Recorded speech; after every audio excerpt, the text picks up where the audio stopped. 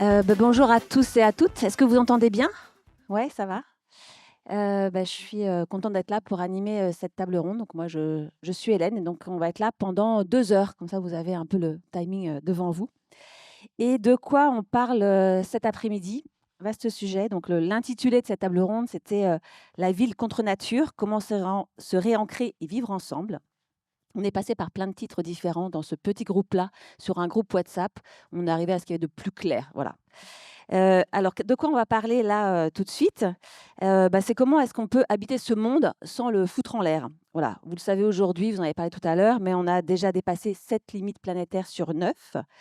On vient de vivre de 2015 à 2025 les années les plus chaudes de l'histoire et en prime donc des niveaux de concentration de CO2 records.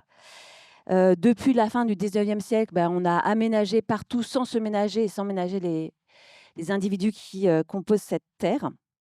Et donc aujourd'hui, résultat, tout ça est quand même en assez mauvais état. Quelques petits chiffres. En France, il faut savoir dans les cours d'eau, on compte un obstacle tous les 4 mètres. Donc vous imaginez quand vous êtes un 5 plongeur, ce que ça peut vouloir dire. Il y a seuls, 20 des habitats naturels qui sont en bon état. Il y a 43 des chauves-souris qui ont disparu depuis 2006. Il y a 36 espèces d'oiseaux en moins depuis 50 ans, notamment à cause des produits, phytosanitaires. Voilà, on fait quoi? En fait, on fait quoi pour habiter ce monde, pour passer de la prédation à la niche écologique humaine?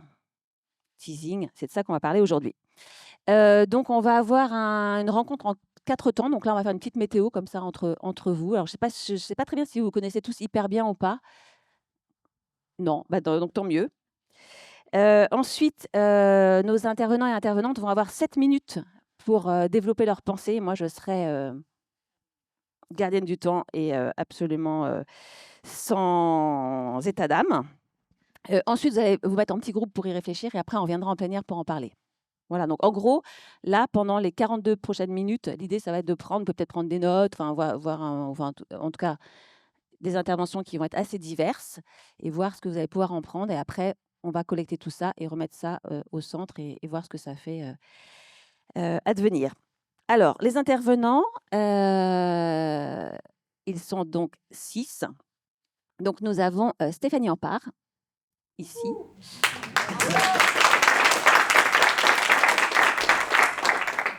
Alors, Stéphanie Ampard, c'est le phare qui rassemble les bateaux du Nouveau Monde. I Après, elle fait plein de trucs, en vrai, Stéphanie. Elle est, directrice générale adjointe de la Climate House à Paris. Voilà. Elle est cofondatrice de la résidence, créative L'Inattendu. Elle a monté les rencontres vivantes, elle a cofondé, le Media So Good. Bon, elle est partout. C'est simple. Boris, Obligine, bon, vous le connaissez déjà, bien, mais bon, je vous fais quand même une petite présentation. Donc lui, c'est la brique source et de la niche écologique humaine. Donc c'est vraiment ce concept qui va vous, expliquer, tout à l'heure. Donc néo-paysan depuis, 30 ans, ex-berger, ex-LPO, écologue, fondateur des Tricamondo, des SEM et cetera, et aussi papa de 5 enfants. On l'applaudit pour ça. Voilà. À ma gauche, Emmanuel Delannoy, le scientifique écologue trait d'union avec les entrepreneurs. Tout à l'heure, je lui ai dit: j'ai 5 lignes sur toi». Il m'a dit: non, je fais qu'un seul truc, mais bon, moi, je vais quand même vous dire ce qu'il fait». Il est coordinateur du réseau Entreprises et Territoires au sein de l'Office français de la biodiversité. Il est auteur de la fresque de l'économie régénérative et il est conférencier spécialiste du biomimétisme stratégique. Donc ça fait plus qu'un titre, Emmanuel. Voilà. On peut l'applaudir, hein. Laurent Desmal, je prononce bien ou pas? Bien. Donc c'est l'industriel qui sait construire là où on ne le regarde pas. Il est président du groupe Pando, qui est une entreprise à mission. Il est ex-scout, rugbyman, ex-directeur du projet Oil and Gas de Bouygues Offshore, ex-directeur général de Cola, Nouvelle-Calédonie, filiale du groupe Bouygues, et mari et papa de 4 enfants, marcheurs. C'est marrant, les hommes ont leur pédigré, leur descendance, pas les femmes, mais donc félicitations. Enfin certains, voilà. Voilà, c'est ça. On est complètement accessoire dans ce truc-là. Guillaume Faburel, qui est le géographe qui diagnostique toutes nos cultures et appelle au post-urbain. Il est coordinateur des stages généraux de la Société écologique post-urbaine, professeur à l'Université de Lyon Lumière 2. enseignant à Sciences Po, chercheur à Lumière Triangle, auteur. Et on n'a pas papa ou pas, mais on peut l'applaudir. Et Solène Thomas, qui est la relieuse d'intelligence plurielle. Elle est chasseuse de tête depuis 20 ans de cadres dirigeants. Elle a monté le programme Diversité pour féminiser les instances dirigeantes de groupes du CAC 40. Elle est organisatrice de la scène Debout Citoyenne. Et c'est la dernière intervenante que je présente. On peut l'applaudir aussi.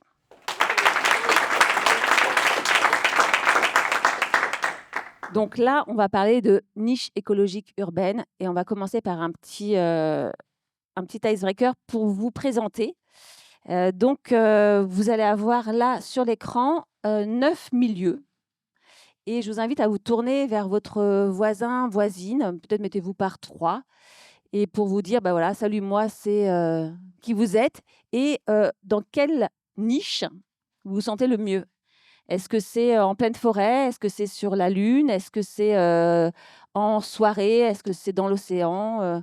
Et voilà, on se prend 3 petites minutes de présentation pour savoir qui vous avez à côté de vous. Merci beaucoup. Donc, on va maintenant plonger dans le sujet et on va commencer par Guillaume, qui a donc 7 minutes pour nous parler. Peut-être que quand même, pour briser la glace aussi, toi, Guillaume, tu étais où? C'est quoi? Où est-ce que tu te sens bien? Alors moi j'adore ça, je suis fanat de ça et les tours ça me parle énormément. Alors sérieusement, je suis plutôt là et un peu là.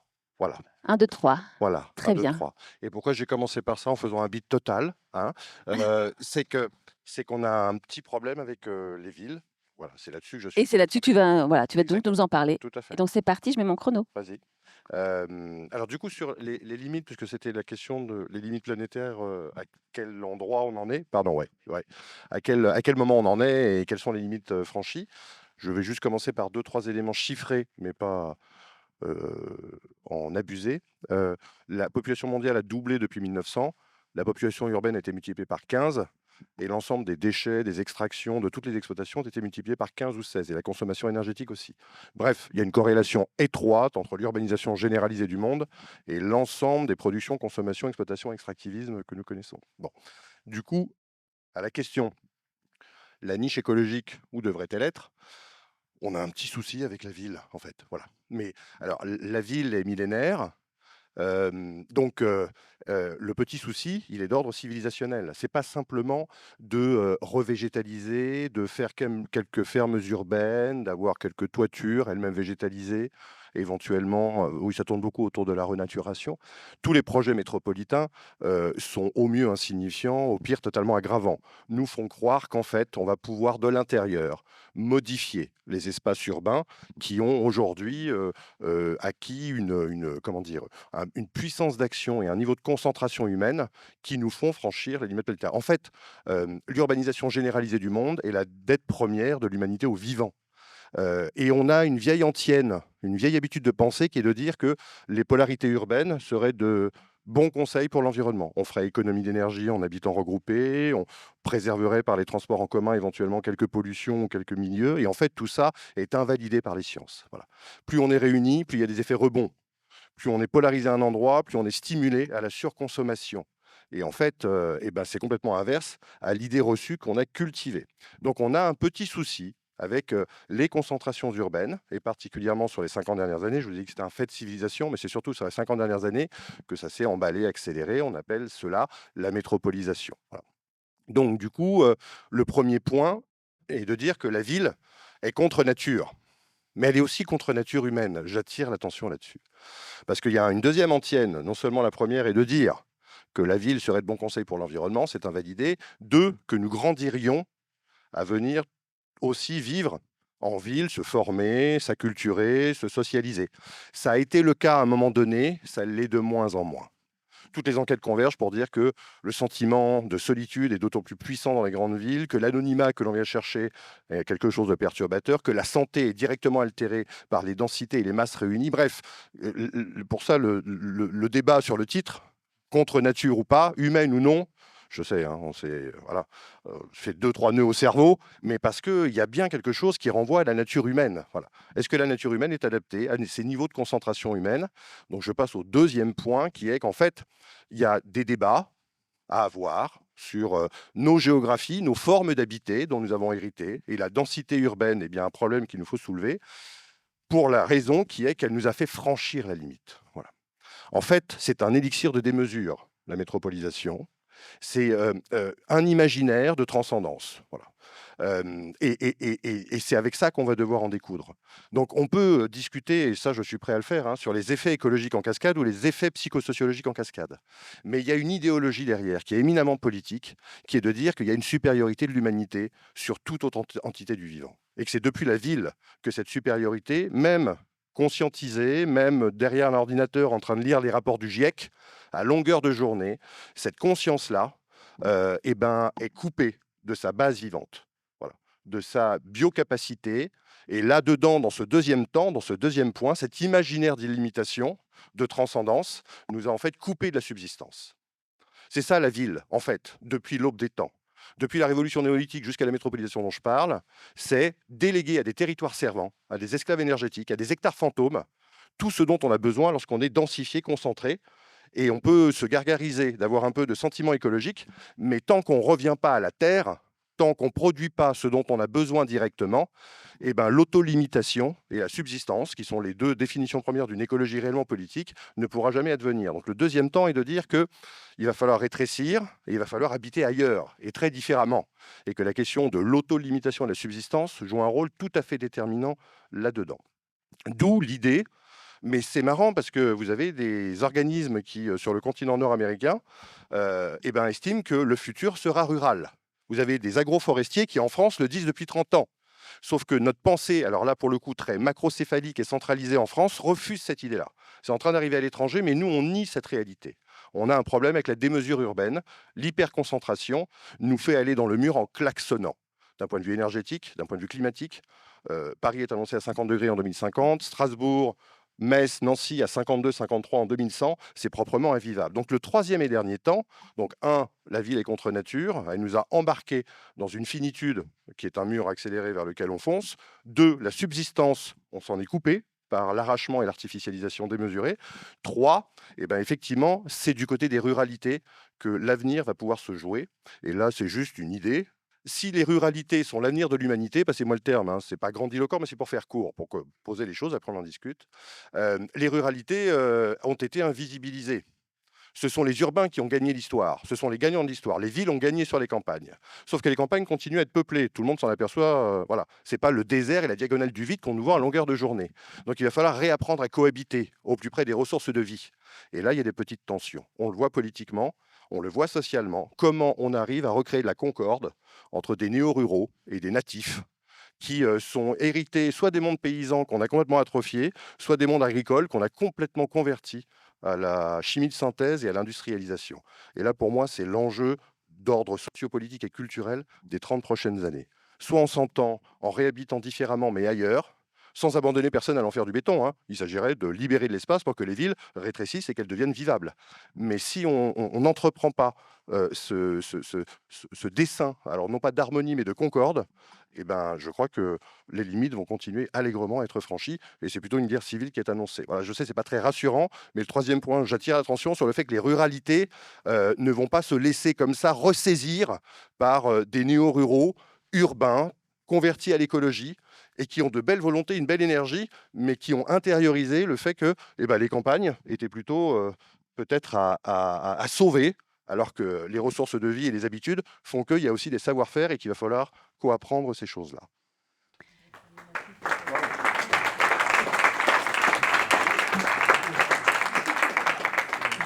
Bon, en 7 minutes, c'est vraiment bravo, c'est limpide. Est-ce que je peux quand même avoir une petite question? Ouais, c'est moi qui décide. Est-ce que du coup, il y a un petit Éden comme ça qui existe déjà quelque part? En France, allez. Oui, alors enfin non, parce que ça serait prophétique, alors le but n'est pas du tout de faire ça. Mais il se trouve avec le mouvement, on a produit en croisant une trentaine d'indicateurs écologiques sur aussi, hein, les ressources vacantes, le logement, les commerces, et cetera. Et il y a 7 grandes zones qui ressortent dans l'espace hexagonal, voilà, et qui sont pour faire, court et vraiment c'est pour discuter, hein, c'est pas où il faut tous aller, hein, mais ce sont des zones bocagères de moyenne montagne, là où il y a encore du micro-parcellaire, là où il y a encore des logements vacants, là où il y a encore éventuellement de la terre dont on peut se ressaisir collectivement. Et ça représente à peu près 4 millions de personnes aujourd'hui en France, sur à peu près un neuvième du territoire hexagonal. Voilà. Cœur Bretagne, Normandie, bocage du Poitou, on a du Massif central, moyenne montagne pyrénéenne, moyenne montagne des Alpes et tout le Morvan. Voilà. Là, on a des zones qui se prêteraient à l'autonomisation et à l'autosubsistance, qui est la seule écologie avec laquelle on va devoir cohabiter. Voilà. Merci beaucoup. Massif central, sud du Massif central, un petit peu sur la droite, c'est Etchicamondo. Eh ben, ça tombe bien parce que c'est à toi, Boris. Bon, moi j'ai pris des notes cette fois, parce que là, il faut se tenir au temps. Manifeste pour une niche écologique humaine. Les scientifiques du GIEC qui étudient le climat et ceux de l'IPEPS qui étudient la biodiversité nous appellent. Puissance publique, entreprise, société civile à changer radicalement de cap, et ce de manière urgente si nous voulons un futur vivable. Est-ce que tu peux juste prendre ton micro pour que du coup la captation l'entende bien? Il nous faut retrouver des taux d'émissions de gaz à effet de serre équivalents à l'ère pré-industrielle. À ce jour, donc, l'ère industrielle n'est pas adaptée à la biosphère. Et ça se comprend. À l'exception de ces activités volcaniques, la biosphère tend toujours à produire de la biodiversité. L'industrie, quant à elle, par son mérite à produire quantitativement à bas prix, tend à uniformiser les écosystèmes pour bénéficier de matières premières standardisées. Déjà en 1972, le Club de Rome éditait le rapport Halte à la croissance, synthèse des simulations menées par le MIT. Ce rapport concluait que nos activités hypothèquent nos conditions d'existence. Depuis, la santé de la planète Terre n'a eu de cesse de se détériorer pendant que nos sociétés se sont embarquées dans un continuel report des mesures qui ne sont jamais respectées. Alors à cela, plusieurs causes. Le déni et les enjeux économiques, politiques, géopolitiques et militaires. Mais aussi, en tant que consommateurs, nous voulons une vie toute option, sans changement radical, c'est-à-dire à la racine, avec la mention « sauver la planète ». Quant à la date de péremption, jusqu'ici tout va bien. Côté métaphysique, nous sommes face à un dilemme morbide. Soit nous insistons dans l'industrie et notre futur ne sera non vivable, soit nous en sortons et notre espérance de vie va s'effondrer. Bon, de toute façon, elle s'effondre. Reste le côté pratique. Par où commencer et jusqu'où aller? On a arrêté la viande et l'avion, changé les ampoules, trié les déchets, mangé bio et local et même pissé sous la douche. Sauf que pour tout ça, il faut des usines pour produire de l'électricité, faire venir jusqu'à nous les biens et les services dont nous avons besoin et rester dans ce modèle qu'on aimerait seulement repeindre en vert. En effet, revenir à l'ère pré-industrielle, ça veut dire quoi? Quitter la ville et redevenir paysan? Eh bien, c'est ça. Des paysans écologues. L'écologie étudie les interrelations entre les êtres vivants et leur environnement. Parce que les interrelations sont les conditions d'existence. Ernst Haeckel, 1866. En d'autres termes, l'environnement agit sur les individus et les individus agissent sur l'environnement. Pour illustrer notre propos, prenons une harde de lapins qui se régale de hautes herbes dans un grand champ. Quand tout à coup une famille de renards les aperçoit et croque à loisir quelques-uns de ces beaux spécimens. À force de gourmandise, la population de lapins chute, entraînant par conséquence une baisse des renards. Le nombre de renards réduit produit une augmentation des lapins, et donc une augmentation des renards. Et ainsi de suite. Mais le phénomène ne s'arrête pas là. Moins il y a de lapins, et plus il y a d'herbes, donc plus il y a de fleurs et d'araignées. Les interrelations sont les conditions d'existence. Maintenant, imaginons que l'ensemble de toutes ces interrelations soit un grand marché, le marché économique mondial. Eh bien, comme une petite entreprise occupe un marché de niche, une espèce occupe une niche écologique. Mesdames et messieurs, les écosystèmes qui nous entourent sont un formidable complexe de niches écologiques, imbriquées les unes dans les autres, qui fonctionnent par le principe d'interrelation. Sauf que voilà, l'humain moderne est la seule espèce à ne plus occuper de niche écologique. Il est peut-être là notre problème. L'humain s'est organisé en niche commerciale et a placé des machines entre la nature et lui. Là où le chevreuil se baisse pour manger de l'herbe, le consommateur responsable achète une salade bio, locale, végan, de saison, qui passe par plusieurs machines pour sa production, son transport, son stockage. Et à chaque étape, ce sont des consommations de matières, sidérurgie, béton, cuivre, etc., et d'énergie qui nécessitent des infrastructures complexes et globalisées. Donc, des emprises sur différentes régions du monde et sur de la main-d'œuvre bon marché. Bonjour le modèle de domination. On soutient nos agriculteurs en achetant en circuit court, mais sans transpirer dans les champs, avec eux. Vive les tracteurs quand même. Aujourd'hui, l'écologie se résume à de la consommation de masse éco-responsable. Mais dites-moi, un loup, un dauphin, un aigle, une fourmi, ça mange bien de la viande. Et vous allez me dire qu'ils ne sont pas des exemples d'écologie. Nous baignons dans des dogmes, pas dans la science. Idem, les termites vivent en ville. Désolé, je suis très d'accord, mais les termites vivent en ville. La plus grande concentration de termitières a été trouvée au nord-est du Brésil. Elle couvre, accrochez-vous, 230 000 km², soit la surface de la Grande-Bretagne ou 2000 fois la surface de Paris. Et le choc ne s'arrête pas là. Les plus vieilles termitières encore en vie, connues, sont en activité depuis 34 000 ans d'âge, soit 10 000 ans de plus que les peintures rupestres de Lascaux. Le pire, c'est qu'en édifiant ces mégadômes, les termites séquestrent d'importantes quantités de carbone. Toutes les espèces sauvages, par leur simple comportement, pas par la morale, pas par la vertu, génèrent de la biomasse et de la biodiversité. Alors il arrive parfois des cas contraires, selon quelques circonstances. Les criquets pèlerins, les cyanobactéries, ont généré des chutes de la biodiversité.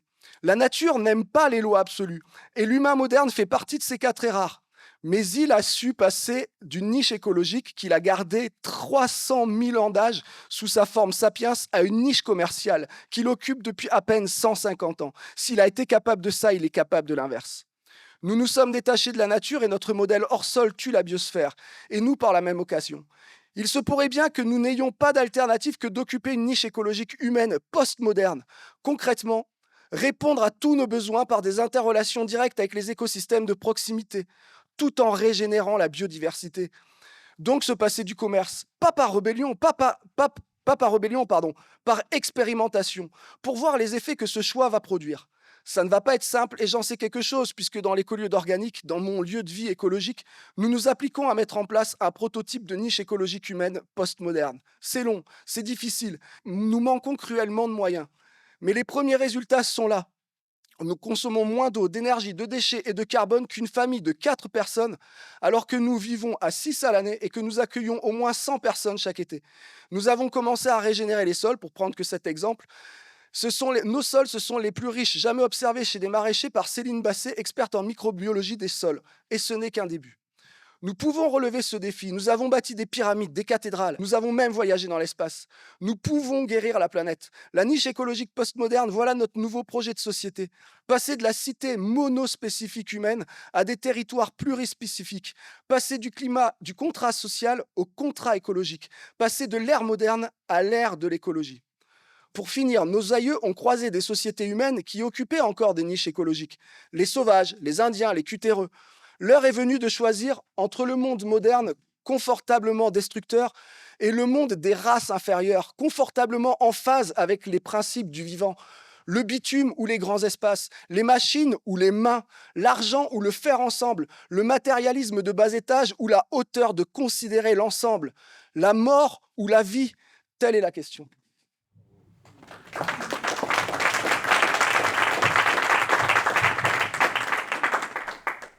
La mort ou la vie, on a envie quand même d'y répondre par la vie, hein.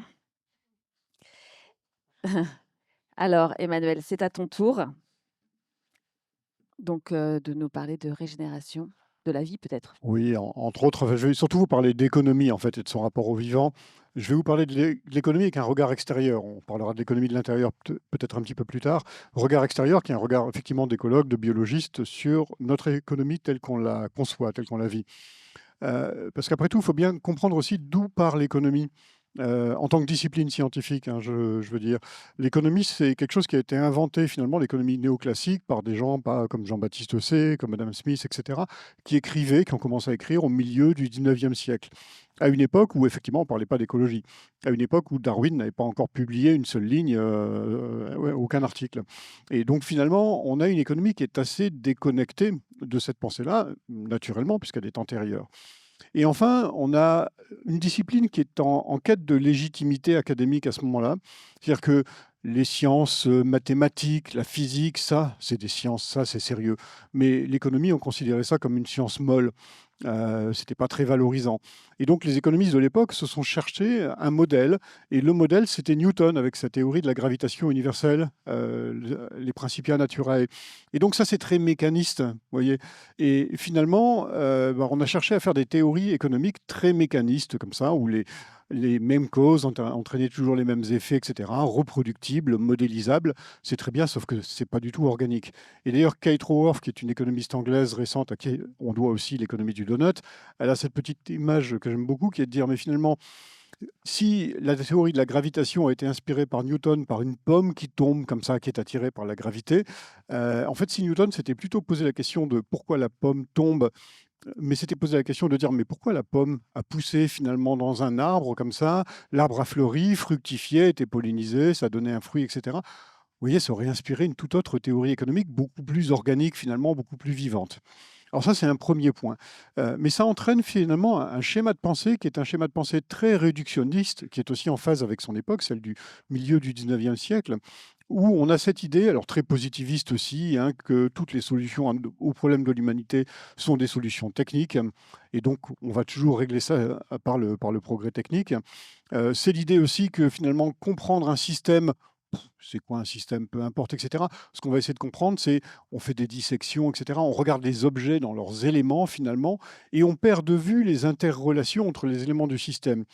Et c'est d'ailleurs une autre conséquence aussi de l'économie aujourd'hui, c'est que notre économie est conçue finalement pour accélérer des transactions, et ça se voit encore plus d'ailleurs dans une économie qui est mondialisée, avec un commerce qui est souvent par Internet, par des plateformes d'échange, etc. On accélère les transactions au prix d'un affaiblissement de la relation. Alors qu'en fait, auparavant, le commerce, on ne parlait pas encore d'économie, au Moyen Âge, à la Renaissance, etc., l'économie était essentiellement vue comme quelque chose qui allait rassembler les peuples, en fait, rassembler les populations, faire en sorte qu'elles allaient mieux se connaître, et donc amener plus de paix derrière. Et vous voyez ce paradoxe, en accélérant l'économie, en accélérant les transactions, en effaçant les relations, on est dans une sorte de négation de la complexité finalement. Et finalement, c'est une économie qui sépare plutôt qu'elle ne réunit aujourd'hui. C'est un peu l'une des conséquences. Un autre élément de l'économie aussi, dans un modèle industriel, Boris l'a déjà un petit peu dit, c'est que si vous voulez réussir dans un modèle industriel, il faut être capable de produire en volume, le plus fort volume possible, au plus faible coût unitaire possible. Donc vous faites des économies d'échelle, donc vous normalisez, donc vous standardisez. Et on comprend bien qu'à travers ça, la diversité, toutes les diversités, pas seulement la biodiversité, est un caillou dans la chaussure. C'est un truc qui freine, c'est un truc qui empêche d'avancer. Et donc finalement, l'économie cherche aussi à simplifier les systèmes, à homogénéiser. Prenez l'agriculture intensive, l'agriculture industrielle, c'est sur des centaines d'hectares, une seule espèce qu'on va semer. Et c'est en plus un seul individu, puisque ce sont des semences clonées. Donc c'est une négation totale de la diversité biologique, génétique, etc. Et donc, ça fait des systèmes qui vont être extrêmement fragilisés, finalement très simplifiés à l'extrême. Et une des conséquences de ça, et c'est un message, et ça amène un paradoxe aussi sur lequel je voudrais attirer votre attention, c'est que on a fait tout ça par aversion au risque. La pensée moderne, hein, Descartes, Francis Bacon, etc., c'était l'idée de nous rendre comme maîtres et possesseurs de la nature, en gros pour mettre les humains à l'abri des caprices de la nature. Ne pas tomber malade, ne pas subir les famines, etc., parce qu'il y a des aléas climatiques. Les aléas, c'est emmerdant dans la vie. Donc on préfère des choses bien régulières, bien planifiées. Et le modèle industriel fonctionne extrêmement bien quand les conditions extérieures sont sous contrôle, sont stables. Et donc on a fait tout ça par aversion au risque. Mais ça a été déjà illustré. Le dépassement des limites planétaires, la crise de la biodiversité, la crise climatique, ça nous amène à des risques sans précédent. Et le paradoxe, c'est par aversion au risque, on a propulsé le risque à un niveau absolument exceptionnel qui nous met effectivement en danger existentiel aujourd'hui. Alors comment on sort de tout ça? Je n'ai pas de recette miracle, mais pour moi la réponse, elle est essentiellement d'ordre culturel, elle est d'ordre des schémas mentaux. On le voit souvent, en fait, on a une sorte d'inversion des moyens. Typiquement, on a cherché à résoudre des problèmes qui étaient des problèmes du milieu du 19e siècle par l'industrie, par l'automatisation, etc. Mais en fait, on a inversé la fin et les moyens. Même quand on a inventé le PIB au sortir de la Première Guerre mondiale, on a très vite inversé la fin et les moyens. Le PIB dans son contexte et la croissance du PIB dans son contexte était pertinent, mais complètement décorrélé de son contexte, on en a fait un outil qui aujourd'hui pèse énormément et crée des risques pour nous. Et en fait, tout ça, c'est pour dire, ben, finalement, pour qui n'a qu'un marteau, tous les problèmes sont des clous, hein, on connaît bien cet adage-là. Ben, l'idée, c'est de dire non, contextualisons, regardons quels sont les éléments dont nous avons besoin aujourd'hui et inventons ces nouveaux outils de la transition. Et ces nouveaux outils, ben, c'est quelque part la sortie de la logique de volume. C'est faire en sorte, avec les limites qu'on va pouvoir intégrer, c'est une logique de contextualisation, c'est une vraie logique de création de valeur. Ce n'est pas le volume qui importe, c'est la création qu'on apporte, de création de valeur qu'on apporte pour le client. Mais création de valeur en coût complet. Donc du coup, les coûts cachés, les fameuses externalités qu'on a en économie aussi, on les intègre dans les modèles économiques. Ça change complètement les modèles de rémunération, ça change les modèles de coopération, ça oblige à travailler les uns avec les autres et à restaurer cette relation qui a été aujourd'hui effacée par l'économie. Donc c'est finalement une réinvention de l'économie. Alors, qui repose sur quoi? Qui repose justement sur les principes de la permaculture, qui eux-mêmes reposent sur l'observation des écosystèmes. Et donc, c'est finalement l'observation fine de la manière dont le vivant fonctionne qui va nous permettre de réinventer aujourd'hui une nouvelle manière de faire de l'économie, pardon, et ça nous permettra aussi de faire des économies d'ailleurs aussi, au passage. Allez, un mot de conclusion quand même. Est-ce que c'est bien ou mal de modifier son environnement? Parce que c'est aussi la question avec les villes, etc. Il n'y a pas de réponse à ça. Le ver de terre modifie son environnement. Le polype corallien modifie son environnement. Mais ils le font dans un sens qui offre des tas d'opportunités aux vivants dans son ensemble et renforce la biodiversité. Nous, on le fait dans un sens qui appauvrit et simplifie notre environnement et ce qui est néfaste à la diversité et à la vie dans son ensemble. Continuons à être des ingénieurs de l'environnement, mais des ingénieurs conscients, favorables à la vie.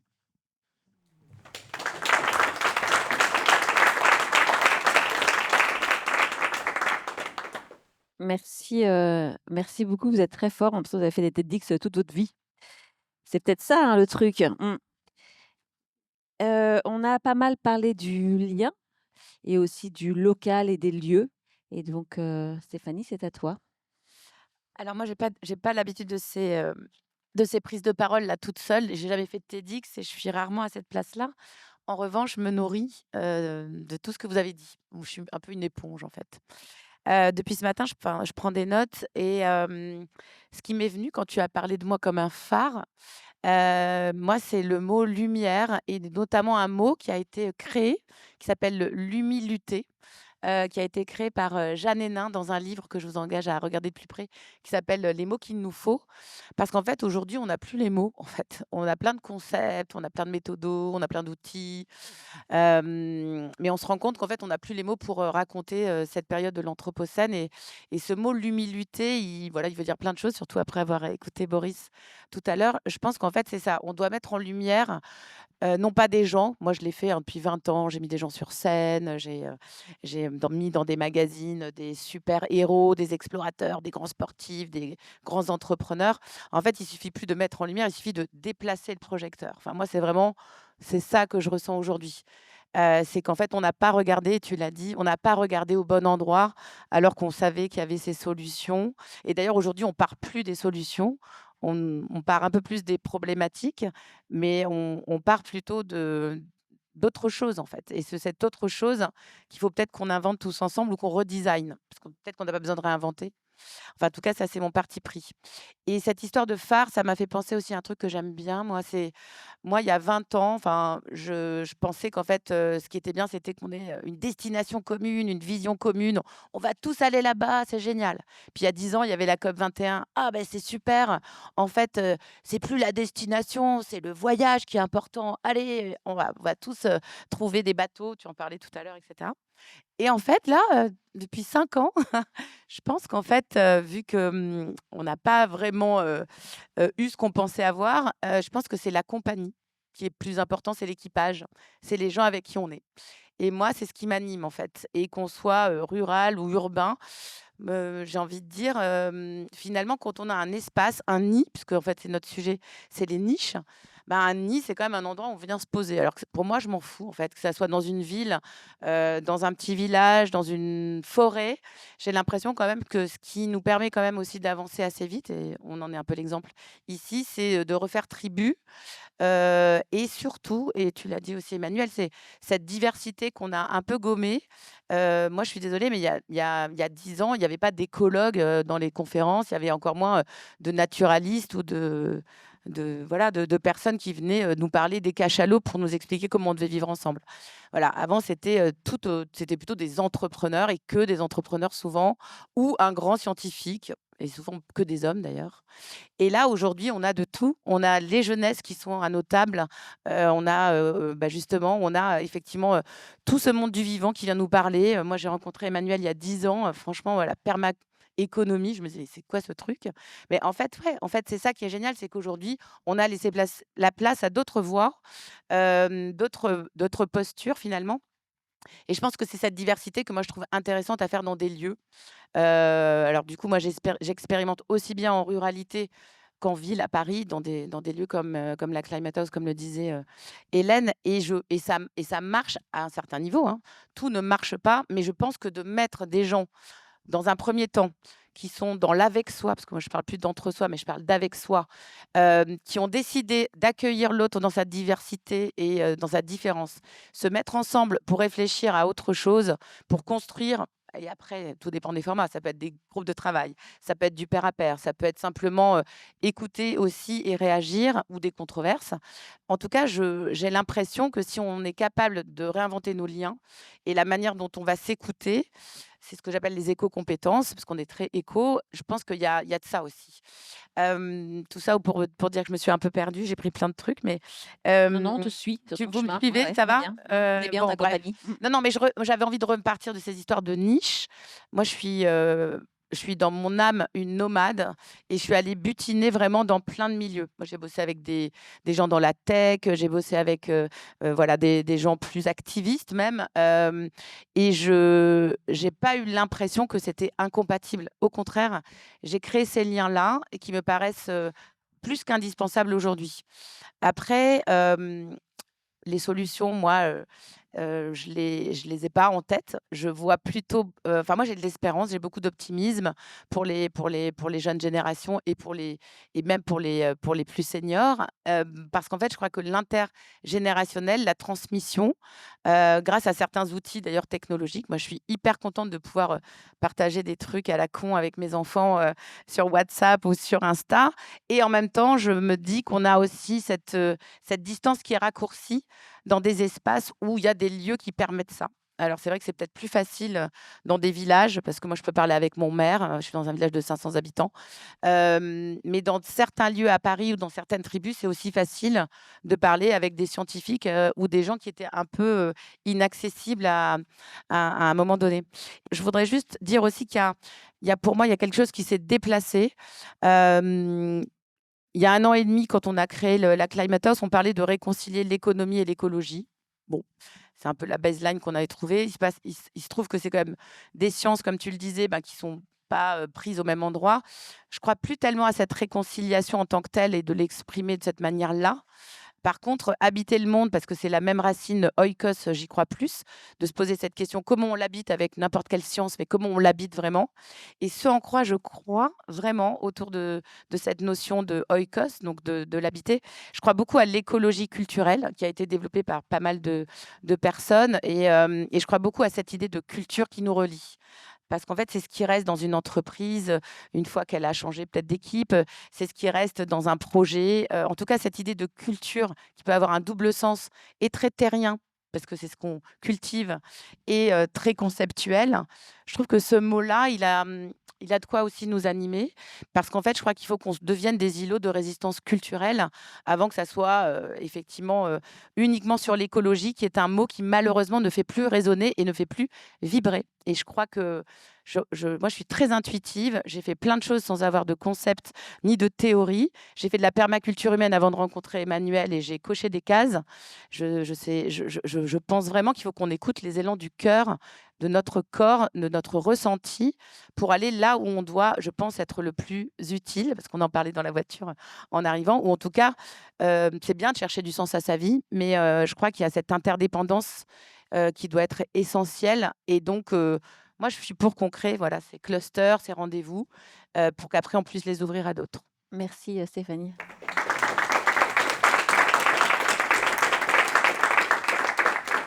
Et puis peut-être qu'après, on verra comment on crée des liens entre toutes ces niches, quoi, dans un deuxième temps. On va passer à Laurent.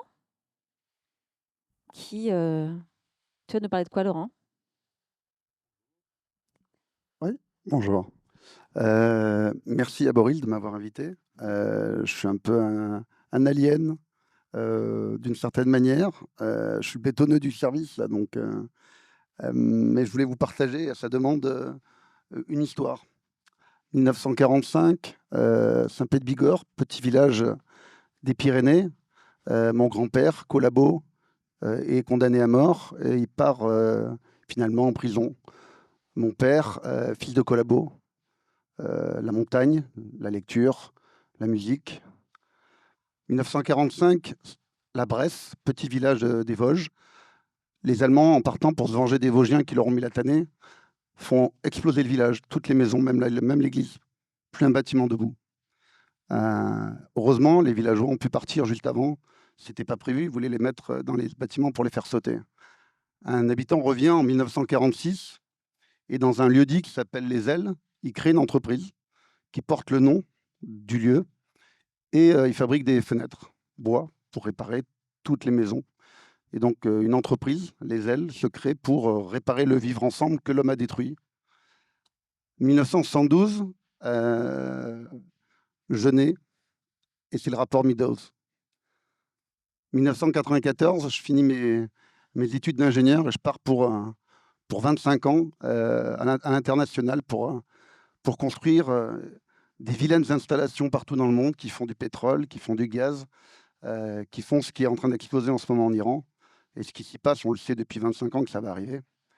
94, l'entreprise qui a eu 2 générations, hein, une petite PME familiale qui a grandi, qui a fait vivre le village et qui est vendue à un grand groupe, la Paire Saint-Gobain, monde financier.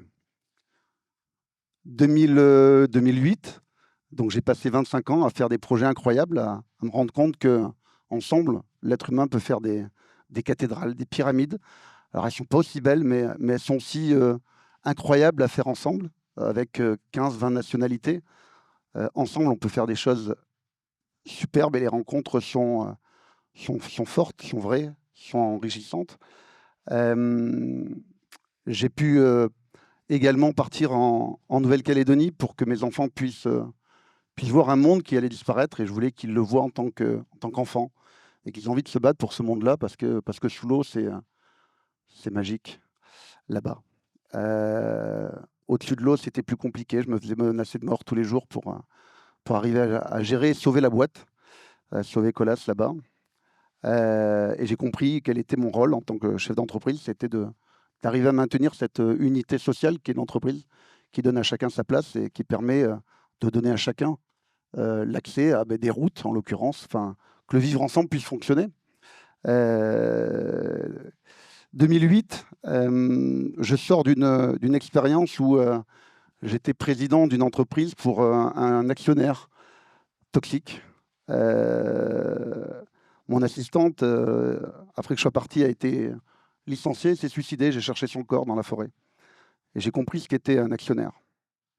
Celui qui décide quelle valeur on crée, comment on la crée, quand on est ensemble, en tout cas, ce qu'est une entreprise. 2008, donc je rejoins Les Ailes, qui a grandi, qui est devenue une grande entreprise, qui fait 400 et quelques salariés. Et puis j'arrive là et j'ai besoin de sens. Et je me dis, tiens, faire vivre une entreprise qui fait vivre un village, je sais à quoi je vais servir.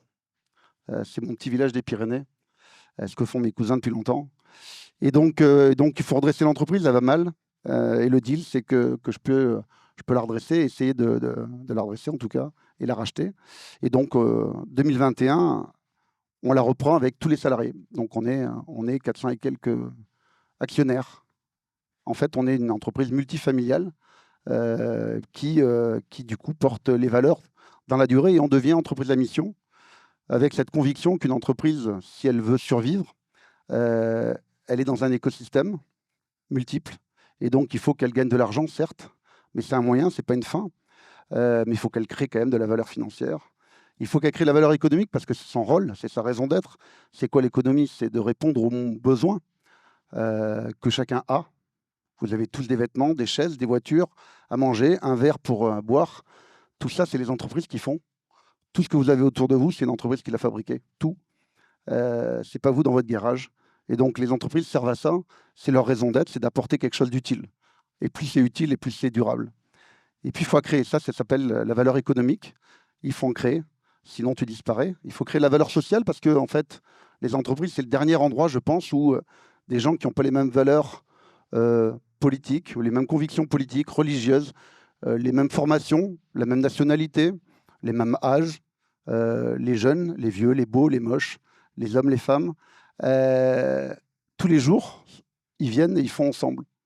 Tous les jours, ils trouvent leur place et tous les jours, ils font société. Et je pense que c'est un des derniers endroits où ça se passe aujourd'hui, aussi complexe que ça soit. Et il faut créer cette valeur sociale parce qu'on a tous besoin de savoir à quoi on sert. Il faut créer la valeur sociétale parce que les entreprises, on est dans des écosystèmes, on a des clients, on a des fournisseurs, on a des associations, on a l'État, le village. Si eux tombent, on tombe. J'ai vécu dans 2 endroits où c'est tombé. Le premier, il s'appelle l'Union soviétique. Bon, j'avais un de mes ouvriers qui m'a montré son passeport, il m'a dit, tu vois, je viens d'un pays qui n'existe plus. J'y suis arrivé 10 ans après la chute du mur, 99% de chômage, 99% d'alcoolisme. Et puis le deuxième, il s'appelle la France, en fait, puisque j'ai travaillé en Nouvelle-Calédonie, et il y a 2 ans, il y a ce qu'on appelle une guerre civile qui a eu lieu. Les gens se sont tirés dessus. Une amie était sur les barricades en m'appelant à 2 h du matin pour défendre sa maison et sa famille. Et 80% des entreprises ont brûlé. Et ça va repartir bientôt, je pense. Donc, si la société ne tient pas, le vivre ensemble tombe, les entreprises avec. Et puis enfin, les entreprises, si on fabrique tout ça, c'est qu'on utilise des matériaux et de l'énergie pour les transformer, puisque tout ce que vous voyez autour de vous, c'est 99% d'énergie mécanique, 1% d'énergie manuelle. 1%. On consomme 100 fois plus que nos aïeux. Donc, il faut arriver à faire quelque chose de durable. Et donc, c'est ce qu'on a fait en devenant entreprise à mission, c'est se dire qu'il faut créer la valeur sur ces 5 axes-là. Et un exemple sur l'environnemental, on fait des fenêtres en PVC. C'est du pétrole, je sais bien depuis longtemps qu'il n'y en aura plus et que ça va venir par une crise qui est en train d'arriver. Et donc, on a créé par une start-up une organisation qui récupère toutes les fenêtres sur les chantiers, puisque notre matériau de demain, ce sont nos déchets, c'est rien d'autre.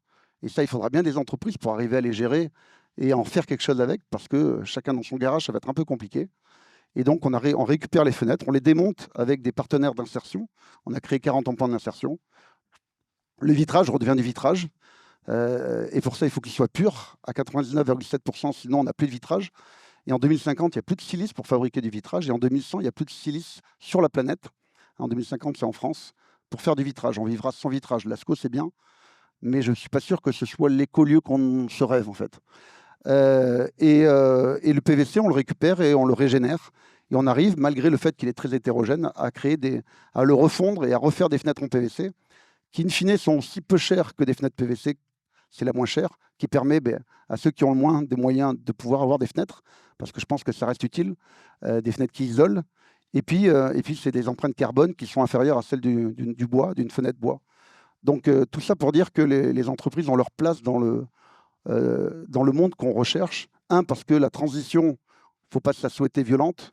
Je sais ce que c'est. J'étais en Russie quand les gens se tiraient dessus. J'étais en Nouvelle-Calédonie avant que les gens se tirent dessus. C'est pas marrant. Et donc, il faut arriver à faire que ce monde il se transforme de l'intérieur pour qu'on arrive à le construire et que vous, en périphérie, avec vos recherches, vos chercheurs du monde de demain, vous soyez prêts au moment où il va falloir basculer plus vite que prévu. Mais les entreprises vont avoir leur place, c'est-à-dire des organisations humaines, ce qu'on est là, une organisation humaine, une communauté qui cherche ensemble à résoudre une complexité technique en l'occurrence, mais pas que. Voilà, je voulais vous témoigner de ça. Et puis 2100, ma petite nièce qui est née l'année dernière aura 75 ans. 2100. Cette génération est déjà née. Qu'est-ce qu'on a fait pour eux? C'est ma question tous les jours. Merci Laurent.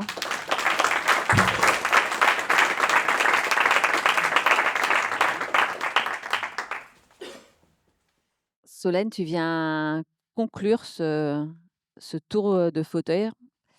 Donc peut-être plus sur ce qui fait la richesse de nos différences, des liens, des femmes, Peut-être, oui. peut-être, ou peut-être Alors, pas. c'est un peu difficile de conclure. Et puis là, Il c'est. faut pas conclure. Enfin, en fait, On je est dis ça parce d'accord. que tu es la dernière, en fait. Mais Voilà. t'inquiète pas, j'en trouve, c'est juste. C'est pas fini. Voilà.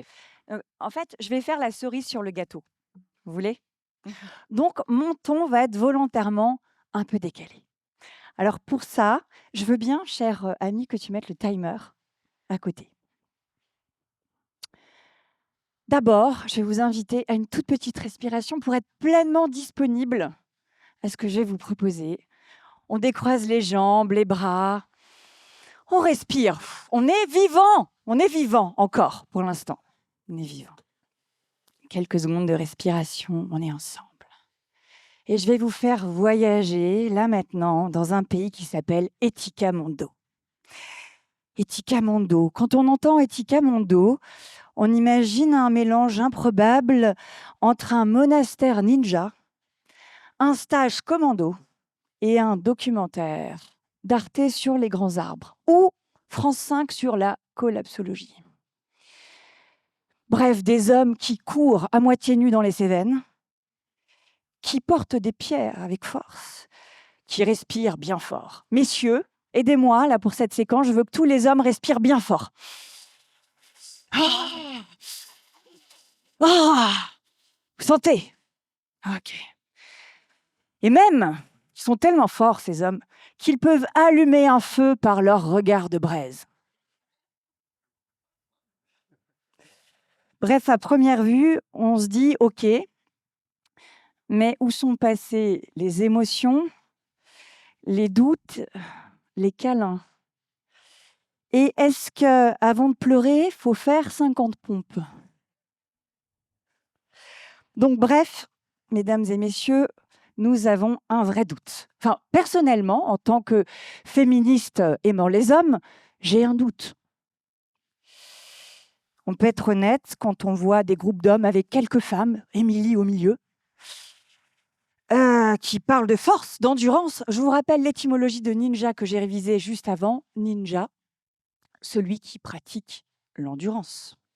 C'était les mercenaires japonais au Moyen-Âge qui géraient des opérations secrètes avec infiniment d'endurance. Vous voyez, c'est un peu viriliste. Enfin, on peut se poser la question, Etika Mondo est-il un cercle masculiniste?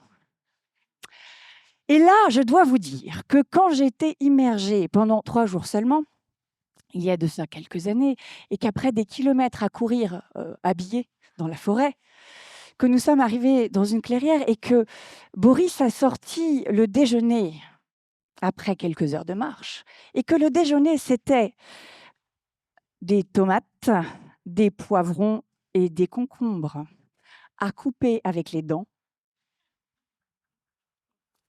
la question se pose. À main levée, qui pense qu'Etika Mondo est un cercle masculiniste? Levez le bras. Ah!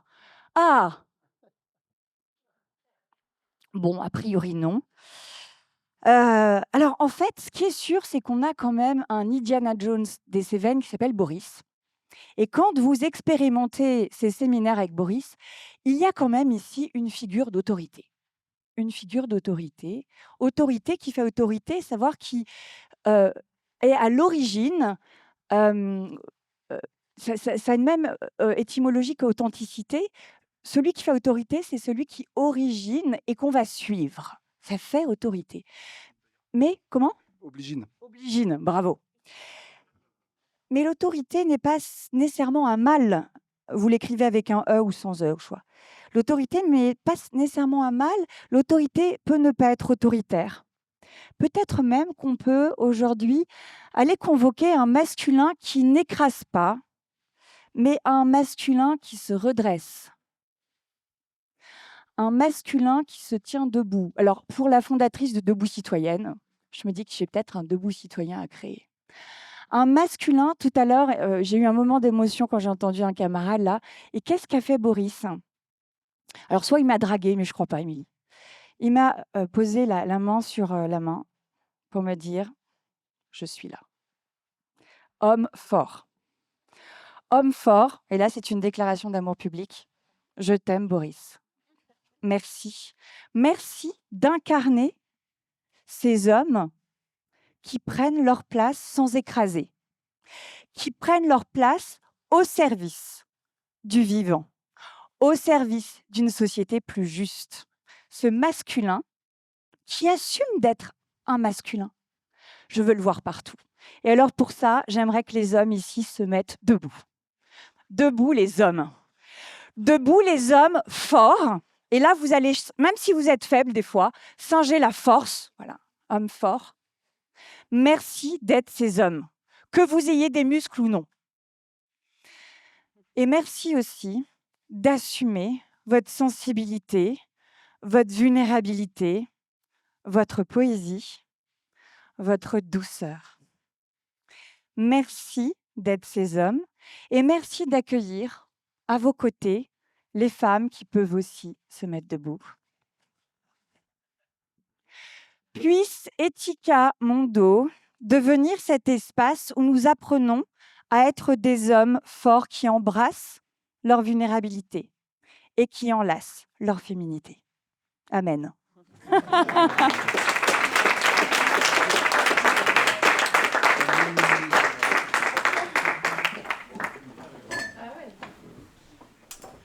Merci beaucoup à tous les 6 pour ces interventions à la fois très riches et très diverses. Ce que je vous propose maintenant, c'est une petite digestion de tout ça, parce qu'il y a beaucoup de choses qui ont été dites, donc ça va peut-être résonner plus ou moins chez vous.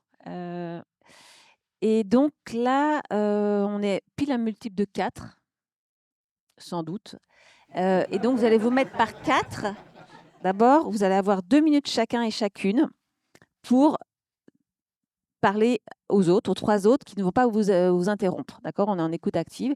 Et là, vous allez pouvoir partir sur ce que vous avez entendu, ce qui a résonné, ce qui vous a gratté, ce qui... voilà. Là, vous y allez. On ne se prend pas la tête. Ça sort comme ça sort. Voilà. Et les autres vous écoutent. Et ça, on fait... Donc, j'aurai mon petit timer. Vous ne m'écouterez pas, mais je serai comme ça en train de faire des grands gestes et il faudra passer à la personne suivante. On fait ça donc 4 fois, puisque c'est un groupe de 4. Et ensuite, on aura un autre temps où là, par rapport à ce que vous aurez entendu, vous allez pouvoir dire, bah, tiens, quand tu as dit ça, moi aussi, ça m'a fait penser à ça. Et là, vous êtes vraiment dans la discussion. Et là, on sera sur 10 minutes. Et de là, vous allez choisir collectivement des questions que vous allez poser à nos intervenants et intervenantes. Et ensuite, on se remet en grand groupe. Et là, on discute tous et toutes ensemble. Ça vous va? Donc, voir si c'est des groupes de 4 ou pas. Déjà, peut-être voilà, commencez. Vous pouvez aussi vous lever. Enfin, ça fait déjà 1 heure, vous êtes assis et assises. Si vous avez envie de vous bouger, voilà. Mettez-vous par 4 et dans 1 minute, je lance le chrono pour les 2 premières minutes. Je suis la surveillante de la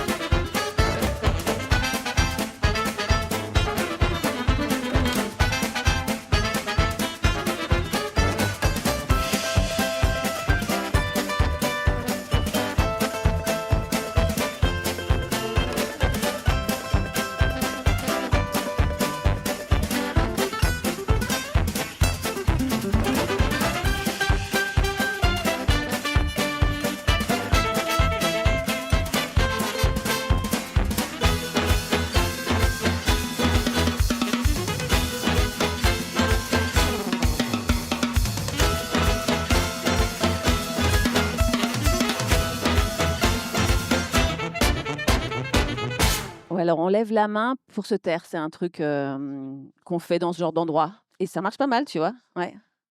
Il y a aussi des gens qui font des petits moulins. Enfin, tu verras des trucs un peu bizarres, mais c'est... Voilà. Donc, c'est un peu la parole est à vous, en fait. Et voilà, savoir si vous avez pu donc identifier des questions que vous avez envie de poser à vos intervenants et intervenantes sur les différents sujets qu'ils ont pu porter et cette histoire de niche écologique humaine. Est-ce qu'il y en a qui ont envie de se lancer? Moi, j'en ai une première. Donc toi, tu as parlé de niche écologique, humaine. Tu as parlé aussi de la ville un peu, en opposition, écrasante sur la campagne et la difficulté des néo-ruraux finalement de se faire une place, enfin et d'être acceptés. Est-ce qu'il faut vraiment, comment est-ce qu'on fait pour créer des liens entre toutes les niches? Parce que si on est chacun dans notre niche, je ne sais pas si ça va fonctionner. Ou alors est-ce qu'il faut chacun vraiment avoir que des micro-sociétés comme ça, en discontinu? Ou est-ce qu'en fait il faut recréer voilà, ces liens-là? Parce que là, il y a une vraie appétence au retour au local justement devant la situation. Se dire: «Bah, en fait, bon, là franchement je ne maîtrise plus rien donc je vais revenir à du local». Mais est-ce que le local isolé permet de faire société? J'y vois 2 niveaux. Le premier, vraiment la niche dans le sens scientifique. Hem, pour mon avis, c'est une question, pragmatique. La biosphère, elle fonctionne avec une amplitude très large. Il y a mais des milliards de formes de vie. Donc mettre des niches différentes ensemble, c'est ce qui crée la biodiversité, c'est ce qui fertilise la vie. Donc par définition, oui. Par contre, il y a un seuil. La vie, on l'a trouvée sur la planète Terre, on l'a pas trouvée sur Vénus, on l'a pas trouvée sur Mars, on l'a pas trouvée sur Saturne, on l'a pas trouvée dans quelconque endroit de l'espace, un tout petit endroit de l'espace qu'on a visité. Peut-être qu'il y a de la vie ailleurs, mais pour le moment, on l'a pas trouvée ailleurs. Donc il y a un seuil bas et un seuil haut. Et là, on est en train de partir vers la sortie de ce seuil. Et ça, c'est pas négociable. Après, la vie, elle est là, autour de nous, la nature, elle nous montre qu'on peut superposer des niches. Donc maintenant, comment traduire très concrètement? Je dirais qu'il y a des formes de vie aujourd'hui qu'il faut absolument réformer. Et on pourrait tomber dans une forme de dictature écologique en disant: «Quoi? Tu pollues, t'es pas dans une niche, écologique?» Eh ben, pan! On pourrait faire ça. Bon, moi, ça me fait pas rêver. Il y a le cœur aussi, c'est un truc qui me fait pas rêver. Et deuxièmement, la guerre, elle a pas amené beaucoup de joie, en fait. Elle a amené beaucoup de souffrance. Et vu l'urgence, si on se rajoute de la guerre, je suis pas sûr qu'on y arrive. Donc j'ai envie de dire, pour répondre, en synthèse, en conclusion, qu'il y a un côté non négociable, vraiment, d'accepter la niche des autres non humains. Parce que ça fait flipper de se dire la niche écologique humaine, ça fait flipper de dire: «Faut quitter la ville». Mais si c'est un moment parce qu'on se rend compte qu'on écrase les autres formes de vie, justement, soyons dans une multitude de niches au sens scientifique du terme, et c'est là où elle est la pluralité. Et enfin, comme cette table l'exprime, soyons dans la diversité et acceptons là où on est les uns les autres. Parce que là où des fois on va croire qu'une personne n'est pas bonne en écologie et serait à réformer, peut-être que c'est une personne qui va créer énormément de liens, comme le disait Stéphanie, quelqu'un qui va prendre soin des autres, ou comme l'a décrit très bien Solène, on va se faire des idées assez vraies sur les personnes et se rendre compte que, mais attends, il y a un côté de bascule en fait, c'est des gens qui ont beaucoup d'amour. J'aimerais juste un mot sur, les différentes niches en termes d'engagement dans les territoires. Un économiste, Vincent Commen, partage 4 types d'engagement écologiques, qu'il, distingue en 2 catégories. Il y a les engagements à l'extérieur. L'engagement à l'extérieur, il peut être local, Etica Mondo, ou il peut être mondial. Je rejoins une ONG, WWF par exemple. Et puis l'engagement, il peut être, plutôt intérieur. L'écologie, personnelle, méditer pour, avoir de la clarté intérieure, se connecter spirituellement, ou l'écologie relationnelle, travailler, en CNV, travailler la relation. Et ce que propose Vincent Commen dans son petit manifeste qui s'appelle «Mutant militant», c'est de ne pas opposer les différents types d'engagement entre ceux qui sont militants, qui travaillent au niveau local ou global, et ceux qui sont des mutants, qui travaillent d'abord intérieurement ou dans la relation. Il y a vraiment un chemin d'avenir dans le fait d'arrêter d'opposer les types d'engagement et même idéalement de développer plusieurs niveaux d'engagement. Merci. Guillaume, tu voulais réagir, justement? Oui, mais à la question, comment recréer de l'interdépendance? Comment ne pas tous s'isoler avec, des barbelés? Moi, je serais d'avis quand même que compte tenu des conditions écologiques et de leur dégradation, compte tenu de la descente énergétique et de la compression matérielle, compte tenu de la dévastation du vivant, il va falloir faire mieux avec beaucoup moins et en relocalisant. Auquel cas, c'est autour d'une autre écologie que celle de l'interdépendance et de la mondialisation. C'est pour ça que j'entends bien les collègues qui disent qu'il ne faut pas opposer engagement local et engagement global, sauf que le global, il a un peu de plomb dans l'aile. Il va falloir relocaliser. C'est l'engagement local qu'il nous faut réinterroger aujourd'hui parce qu'on a un été des prix. Et là, il y a un terme qui semble apparaître et qui pourrait faire commun dans des cultures sociales qui ont été éloignées. Ça s'appelle l'autonomie, c'est-à-dire choisir ses dépendances. Et on le retrouve dans une paysannerie familiale et domestique qui a été maltraitée par l'agriculture conventionnelle. On retrouve l'autonomie chez les néo-ruraux qui veulent changer de vie et réformer leur mode de vie en remettant la main dans la terre, en se berçant peut-être d'illusions, mais ils y vont et ils commencent à le faire. Et on le trouve dans les classes populaires rurales, les modestes économes, qui, le 15 du mois, sont obligés de compter sur la solidarité locale ou l'espace domestique pour continuer à vivre. En fait, à l'échelle de ces trois catégories qui me semblent donner en fait le futur de nos écologies, on retrouve en plus petit numéraire commun l'autosubsistance et l'autogestion. Autour de l'autonomie, il y a vraisemblablement une écologie en gestation. Mais ça implique de le vivre et de pouvoir produire, auquel cas il faut sortir des villes, ou en tout cas, il faut réduire les villes et être au plus près des ressources de vie. Là, à mon avis, socio-anthropologiquement, et c'est attesté aussi en dehors de la France. C'est pas que la France qui est porteuse de ça. L'autonomie, c'est très castoriadien, hein, c'est très illichien, c'est très gorzien. Hein. Ces écrits-là des années 70 l'évoquaient déjà. Donc la question de l'autonomie, en termes d'autolimitation et de choisir ses dépendances, implique de relocaliser nos systèmes productifs et ce faisant, de faire à l'échelle des communautés. La famille, par exemple, à un moment donné, peut aussi non pas être une communauté fermée, mais peut être un foyer, une cellule qui, remise en lien avec des voisins et du voisinage, peut produire des choses. Voilà. Moi, il me semble que la question de nos sociétés locales peut être une perspective d'avenir. Voilà. Solène, tu faisais comme ça? Juste un mot. Mmh. Non, monsieur d'abord. Vas-y, Stop à la dualité, n'opposons pas local et mondialisation, c'est une connerie. Point.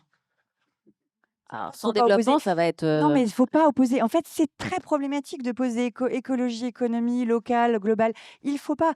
L'eau, l'air appartiennent à la biosphère et tu n'es pas français ou ukrainien. Enfin, tu vois. Et je pense que c'est une erreur de pensée. Et il y a un géographe, je n'ai plus le nom, qui parle des différentes cartes mentales. Et je vais être Damien brève. Deville. Ouais. Bref, si tu as besoin de te localiser dans les Cévennes, tu prends une carte locale. Si tu traverses la planète pour, je sais pas, parce que tu es Saint-Cyrien et que tu vas faire la paix je ne sais où dans le monde, tu as besoin d'une map mondiale. Donc en fait, on a besoin d'articuler les différentes cartes logiques. Et il y a des logiques locales et il y a des logiques mondiales. Et vraiment, arrêtons d'opposer les niveaux logiques. Ce qui ne veut pas dire que vous avez tort. Hein, il y a besoin de repenser le local, mais pas en contradiction avec des logiques planétaires. Ouais, pendant que tu passes le micro, je rajouterais que je suis assez d'accord. Non, mais je suis assez d'accord. En fait, on fantasme un peu l'autosubsistance. J'ai parlé de deux villages. Il y a 500 ans, ils étaient à 90% autosubsistants. Mais il y avait quand même les 10% restants. On parle de l'âge de bronze. C'est assez loin. On s'est rendu compte qu'en fait, il y avait des échanges de cuivre. Le bronze, hein, c'est du cuivre et de l'étain. Il y avait des échanges de ces matériaux sur des continents. Hein, ça fait des milliers d'années. Si on regarde le néolithique ou le paléolithique, on se rend compte que des cailloux étaient cassés pour faire des silex à plusieurs centaines de kilomètres de là où ils ont été utilisés. Ce que je veux dire, c'est que les échanges sont au cœur de l'humanité. Et si on a des besoins, il va falloir arriver à relocaliser tout en acceptant que certaines choses restent collectives. Et c'est trouver le bon niveau de ça, qui ne va pas être simple. Hein. Ouais, on peut. Après, on prendra C'est un débat. Mais ouais. C'est un vrai débat. C'est un vrai débat. Juste un petit mot là-dessus. Moi, vous touchez du doigt un sujet qui m'a fait longtemps rejeter effectivement le localisme parce que ça me faisait peur et ça me faisait peur notamment d'une société de plus en plus fragmentée avec une dissolution, voire une disparition des mécanismes de souveraineté, de solidarité, justement, lapsus intéressant, à l'intérieur des États et entre États même, donc à des échelles plus larges. Et puis finalement, je me suis fait le constat que, en fait, déjà aujourd'hui, dans le monde actuel, on vit dans des espaces qui sont très fragmentés. les lieux de mixité, les lieux de porosité sociale, culturelle, etc., sont très rares. Et dans les espaces numériques, ils sont encore plus rares. Et en fait, nous vivons déjà dans un monde hyper fragmenté dans les espaces numériques, où chacun est dans sa bulle informationnelle, sa bulle culturelle, a l'impression que tout le monde pense comme lui, alors qu'en fait, on vit dans un monde qui est extrêmement fragmenté. Et d'ailleurs, dans les réseaux sociaux, les algorithmes sont là pour nous faire penser qu'on vit ensemble, et en fait qu'on est unis, etc. Alors qu'en fait, on nous enferme dans des couloirs, dans des bulles, on nous met des œillères comme ça, et on ne voit plus le monde tel qu'il est dans sa diversité. Donc la vraie question aujourd'hui, elle n'est pas tellement dans le localisme ou pas le localisme, elle est comment on restaure cette relation, comment on refait des espaces de circulation, de mixité. Je pense que dans le localisme, par exemple, il y aura besoin de ménestrels. Il y aura besoin peut-être que les services publics, ce n'est pas des endroits où on va aller, ça va être des bus qui vont circuler de village en village, etc.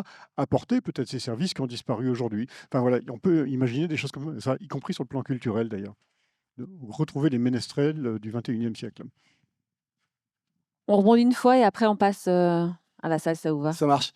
Je vais juste par une méthode qu'on applique souvent à Etika Mondo, c'est observons la nature sur cette question. En fait, il y a quand même un état de fait que Guillaume pose et qui gratte, mais qui a un état de fait. Après, on peut ne pas le regarder. C'est que nos ressources du quotidien, même si avant les silex étaient loin, c'était les 10%.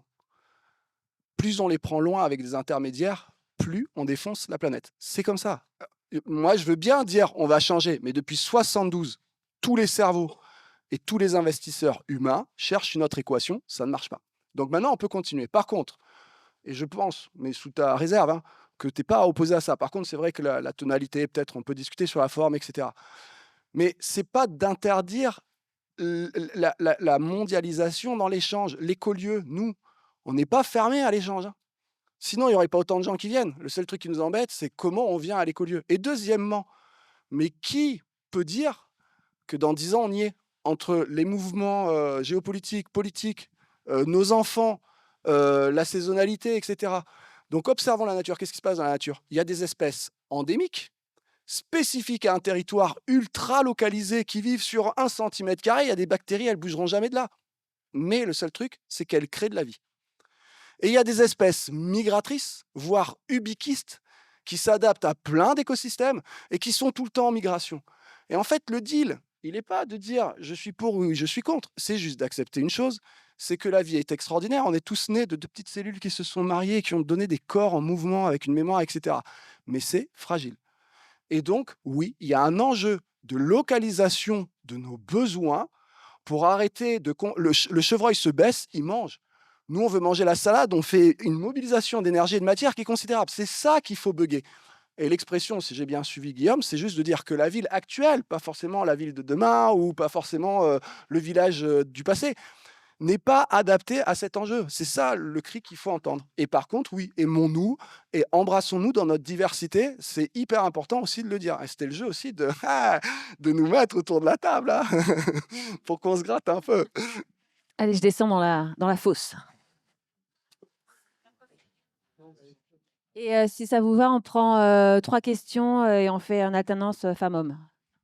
OK? On peut commencer là, si vous voulez. Bonjour, vous êtes tous passionnants, autant les uns que les autres, mais qui connaît son DICRIM? Document d'information communale sur les risques majeurs. Qui connaît ça? Est-ce que vous l'avez consulté au moins une fois? Oui. Bon, en tant que papa, maman, on doit savoir ce qu'on doit faire en cas de crise climatique. C'est bien de ça dont on parle aussi. En cas d'inondation, en cas de sécheresse, etc. Là, on a en plus des crises géopolitiques qui vont, puisqu'on a une crise de l'offre, à cause des infrastructures pétrolières et gazières qui sont en train d'être détruites, créer cette crise de l'offre et donc faire en sorte qu'il n'y aura plus d'alimentation dans nos magasins, ou beaucoup moins, ou beaucoup plus cher. Donc, encore plus de mal fait aux plus faibles, d'accord? Qui a pris conscience que le maire a un rôle là-dedans et que le maire n'est pas non plus un magicien. Tout ce qui a été discuté, relocaliser, prendre soin des autres, prendre soin des écosystèmes, vous avez un moyen de le faire. Vous regardez votre DICRIM, vous regardez ce qui est prévu à la 73e heure pour votre kit d'urgence qui doit comprendre de la nourriture, vous allez comprendre qu'il n'y a rien de prévu au niveau de la commune. C'est là où tout se joue. Là, on a la chance d'avoir Philippe Grégoire, agriculteur, qui lui aussi gère des crises sociales, des crises de détresse agricole. Etika Mondo est exemplaire là-dessus, dans sa capacité à rassembler des gens pour créer de la résilience alimentaire. Donc je ne vois pas pourquoi personne ne prend en considération la sécurité civile et l'écologie. Ça marche de pair. Si on veut impliquer les gens, si on veut impliquer les entreprises, je suis totalement d'accord avec vous, refaire des outils de transformation pour la production alimentaire, passons par la sécurité civile. On a toutes les lois pour ça. Donc, qui connaît son dit crime parmi vous? Attention, gardez ça pour... on va prendre une deuxième question. Moi, j'ai une question bien plus critique et voire un peu en colère. Mais en fait, je suis assez, comment dire, éberluée. Et c'est pour ça que je voulais remercier Boris qui a remis ça un peu à la fin de la discussion, mais par l'anthropocentrisme des échanges qui me fascine. C'est-à-dire que là, vraiment, on est dans une discussion où l'humain est au centre de tout. Y compris dans votre discours, et je vous vise en particulier, c'est pas sympa de ma part, mais monsieur l'entrepreneur, vraiment, j'ai beaucoup de mal à comprendre, de dire, bah oui, mais on allait déjà chercher des silex. Oui, mais comme le dit Boris, la question de la relocalisation et la question d'aller arrêter d'extraire le vivant à l'autre bout du monde, en fait, c'est la question de l'extraction qui se pose. La question de l'extraction, la question de l'anthropocentrisme pour tout, et la question du vivant qui, il me semble, on parle de niche écologique humaine, peut-être qu'on peut mettre le terme humain un peu de côté. Voilà, c'est une question et en même temps un peu abrupte. Désolée. Une troisième ou on parle là-dessus? Par ici, ok. Une question? Ouais. Donc le groupe a choisi cette question. 2 points, ouvrez les guillemets. Comment assurer que les entreprises à but lucratif gardent comme objectif de servir la société sans détruire l'environnement? Donc moi, je connaissais, enfin, j'ai pas lu, je connais pas, j'ai pas, suite à cette question-là. Par contre, c'est ce que je disais tout à l'heure, c'est que j'ai lu récemment, et j'en parlais justement, sur le manifeste du réseau des tempêtes de Pablo Servigne. Sur, oui, alors peut-être ça vous fait rire, mais moi, je vis dans un village où je vois les gens qui s'organisent, d'accord? Je parle avec mon maire et j'habite aussi à Paris. D'accord. Donc non, j'ai pas lu, et peut-être qu'il faudrait que je le lise. Et merci de nous le rappeler. Mais je me sens pas hors sol et je me sens pas non plus dans une culpabilité parce que je fais pas partie des gens qui ont peur. Et voilà. Et je réponds comme ça. Qui veut répondre? Petit point technique qui est très révélateur. On est tous et toutes sous pression en ce moment. Et il y a des gens qui arrivent à vachement bien gérer parce qu'il y a tout un parcours où ils sont arrivés entourés d'eux. Et puis, c'est pas un mal si on ne sait pas forcément bien gérer. Je crois que Émilie et tous les permanents et tous les copains qui sont restés un peu à Etika Mondo m'ont vu des fois pas bien gérer mes émotions. Et je voudrais juste, avant qu'on réponde, à rappeler ça. C'était le jeu de faire venir des personnes qui ont un cœur et qui ont des points de vue autour, d'essayer de faire des choses, mais avec des parcours très différents. Et moi, des fois, voilà, je vais m'énerver, je vais dire des choses que je regrette dans la manière, pas forcément dans le fond. Mais je vous demande aujourd'hui, parce que je leur ai demandé 2 choses à toutes les personnes qui sont là sur la scène. On part de la niche écologique humaine et parler, mais en restant vous-même. Mais voilà, c'est la brique de base. Et deuxièmement, à l'heure où il y a des tempêtes nationales et des tempêtes internationales, notre pluralité, on l'inscrit dans la paix. Donc, je vous demande juste à toutes et tous de vous rappeler que si aujourd'hui déjà, alors que moi je suis plutôt en accord, on ne fait pas attention à la forme qui peut blesser quelqu'un qui vient essayer, se mettre à nu, etc. Qu'est-ce que c'est quand on a des missiles entre les mains et qu'on doit protéger des territoires avec des millions d'individus? Donc aujourd'hui, c'est aussi non seulement une éducation à la niche écologique humaine, mais à la paix. Et donc, arrivons à exprimer nos différences, et nos faiblesses et nos peurs avec l'amour de l'autre. On essaye. On essaye. Et je ne suis pas le meilleur exemple, mais voilà, c'est un peu le jeu. Tu as vu, Doudou, j'essaye hein, petit à petit. Hein, c'est pas mal. Hein. Alors, monsieur l'entrepreneur n'est pas que entrepreneur. Il est aussi papa, il est citoyen, il est amoureux de la nature. J'étais scout. Tous les jours, enfin tous les ans, je prends mon sac à dos, je prends ma tente, et pendant 15 jours, je marche sur le chemin de Saint-Jacques, en l'occurrence, sur Stevenson, et je suis en autonomie complète.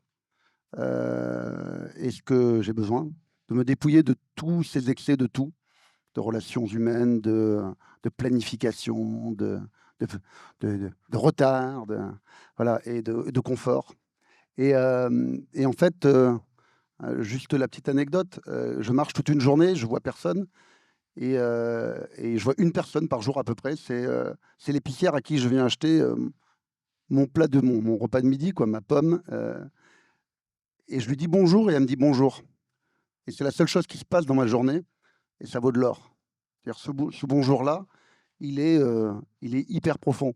Et donc la question de l'humanité, c'est en fait, est-ce qu'on veut qu'il y ait encore une humanité sur la planète, ou est-ce que la solution, c'est qu'on disparaisse tous? Voilà. Donc c'est pas anthropocentré, c'est juste qu'on a, on a un enjeu, et moi je l'ai en tant que chef d'entreprise, je dois gérer un collectif. Est-ce que j'arrive à faire qu'ils travaillent ensemble, ils vivent ensemble, ou est-ce qu'ils se tapent dessus? C'est un enjeu du quotidien, mais cet enjeu-là, il est au niveau de la planète en ce moment. Hein, on a les guerres qui se multiplient. Je pense que, enfin, moi, aujourd'hui, pas plus tard qu'hier, j'ai fait une réunion avec mon comité de direction en disant on a fait 3 scénarios, il y en a un, c'est la guerre civile. Voilà où on en est aujourd'hui. Il y en a un, c'est la guerre civile. Dans l'année. Hein, dans l'année. Donc je pense qu'il y a un enjeu parce que, ok, si on disparaît tous, la planète, elle nous survivra, il n'y a pas de problème. Hein, dans 2 millions d'années, elle aura régénéré tout ce qui va bien. Donc c'est pas de l'anthropocentré, on a créé une situation, il faut la gérer. On a envie de vivre ensemble, je pense. L'amour, la poésie, c'est de la beauté. On fait partie de la beauté de la biosphère. On est capable de faire des choses incroyables. Donc essayons de voir s'il n'y a pas un chemin pour qu'on amène ça. Donc il y a des risques, effectivement, des risques locaux dans les mairies. Moi, je le connais, puisque évidemment, il y a les inondations, il y a le feu, etc. Mais il y a des risques aussi qui sont au-delà. Ce qui se passe dans le petit canal de 6 km de large à l'autre bout de la planète va nous faire tous péter la gueule, quoi. Donc ça fait partie aussi de ces risques-là. Et donc, faut accepter qu'il y a une vision globale, une interdépendance qu'on n'a pas créée individuellement, mais qu'on a créée collectivement. Et maintenant, comment on en sort sans se taper dessus, quoi. Voilà. Donc, moi, je crois en l'être humain. Je crois qu'il est capable d'avoir un cœur énorme. Il est capable, regardez, on discute entre nous. On est capable de faire des choses. Enfin, ce que vous faites, vos chantiers massifs, c'est beau.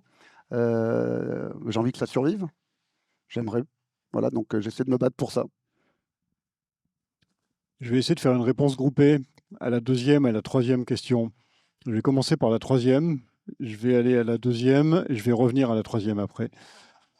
Illich a été cité déjà, et Illich a écrit un livre, un petit livre que je recommande à tout le monde, d'ailleurs tout petit, hein, ça tient dans une poste, qui s'appelle La convivialité. Convivialité, ça veut dire vivre ensemble, tout simplement.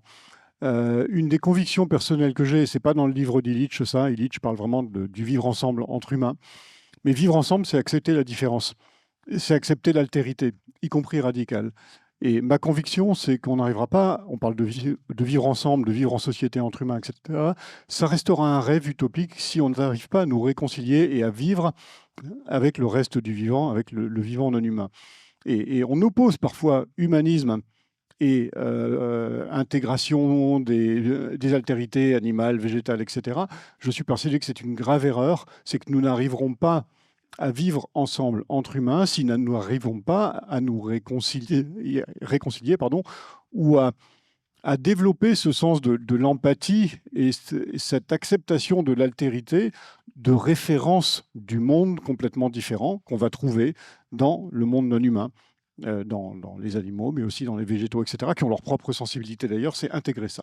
Donc ça, c'est la première chose, c'est qu'on a vraiment besoin d'un nouveau récit beaucoup plus large. C'est une éthique élargie. Alors on peut l'appeler écocentrisme, on peut l'appeler comme on veut. On peut aussi se dire finalement c'est une sorte d'anthropocentrisme élargi, et j'aime bien cette idée-là, c'est de dire qu'on ne sauvera pas l'humanité si on ne sauvera pas dans le même barque, dans le même bateau, l'ensemble des espèces vivantes avec lesquelles nous vivons aujourd'hui, parce que nous en avons de toute façon besoin. Par rapport aux entrepreneurs, justement, et comment faire agir faire agir les entreprises, les mobiliser pour qu'elles agissent pour la biodiversité, alors que finalement, c'est peut-être pas leur intérêt immédiat, etc. Bah oui, alors là aussi, on peut essayer avec des arguments purement rationalistes. Par exemple, le fait de ne pas s'occuper de la biodiversité, c'est faire peser des risques sur l'entreprise. Parce que demain, c'est des risques d'approvisionnement en matières premières, en énergie. C'est des risques qui vont peser sur ses conditions d'exploitation, par la dégradation du climat, par la dégradation du cycle de l'eau, par l'érosion des sols. Et tout ça, ça crée des conditions défavorables. Le problème, c'est que tant qu'on en reste à ces arguments rationnels, il y a un truc qui jamais n'enclenche. Parce que même le World Economic Forum, hein, c'est Davos quand même, dit toujours la biodiversité, à moyen terme, c'est l'un des risques les plus importants qui pèsent sur l'économie mondiale et donc sur les entreprises. C'est le troisième, je crois. Après, les deux premiers sont des risques liés au changement climatique. Sauf que c'est des risques à moyen terme. Et qu'il y a toujours des risques à court terme qui viennent sur le devant de l'agenda, des risques politiques, des risques géopolitiques, des crises systémiques, des guerres, etc. Donc la biodiversité, on dit ouais, c'est vachement important quand même, mais on s'en occupera demain parce qu'on a d'autres problèmes à gérer dans l'immédiat. Et donc on s'en occupe jamais. Et donc si on veut vraiment faire bouger les gens, c'est pas seulement avec des arguments rationnels qu'on y arrive, c'est aussi avec des récits et c'est aussi avec la sensibilité des personnes. Donc ça oblige à nouveau, pour répondre à la troisième question aussi, à dire non, justement c'est un changement de regard, c'est un changement de relation. Et encore une fois, c'est par la sensibilité qu'on prend des décisions. On sait très bien que l'homo economicus, qui, soi-disant, prendrait des décisions systématiquement rationnelles parce qu'il est bien informé et qu'il a une pensée logique, etc., ça ne marche pas. On n'achète jamais quoi que ce soit. Enfin, si on prenait des décisions rationnelles, personne n'achèterait une voiture neuve, par exemple. Une voiture neuve, elle perd 30% de sa valeur après une semaine d'utilisation. Donc les gens se comporteraient autrement. Donc ça veut dire qu'on a toujours des réflexes qui sont des réflexes en grande partie irrationnels, et même les chefs d'entreprise agissent et prennent des décisions pour des raisons qui sont en grande partie irrationnelles. Donc travailler sur la sensibilité. Je vais faire court. Moi j'ai juste une question, parce que j'entends bien tout ce qui est dit. C'est l'humain qui a créé ça.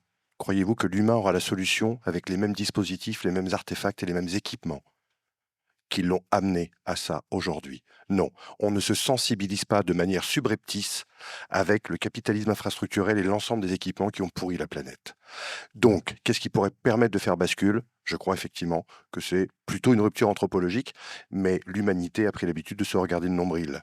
Et c'est peut-être ça, l'anthropocène, qui nous est vendu à longueur de journée et qui en fait est un jeton supplémentaire qui est remis dans la solution humaniste, globalisée, alors même que s'il s'agit pour moi de se rapprocher du vivant, il va falloir, puisque les formes d'habiter déterminent les manières de penser le monde et de visionner le monde, il va falloir changer de mode d'habiter pour visionner différemment.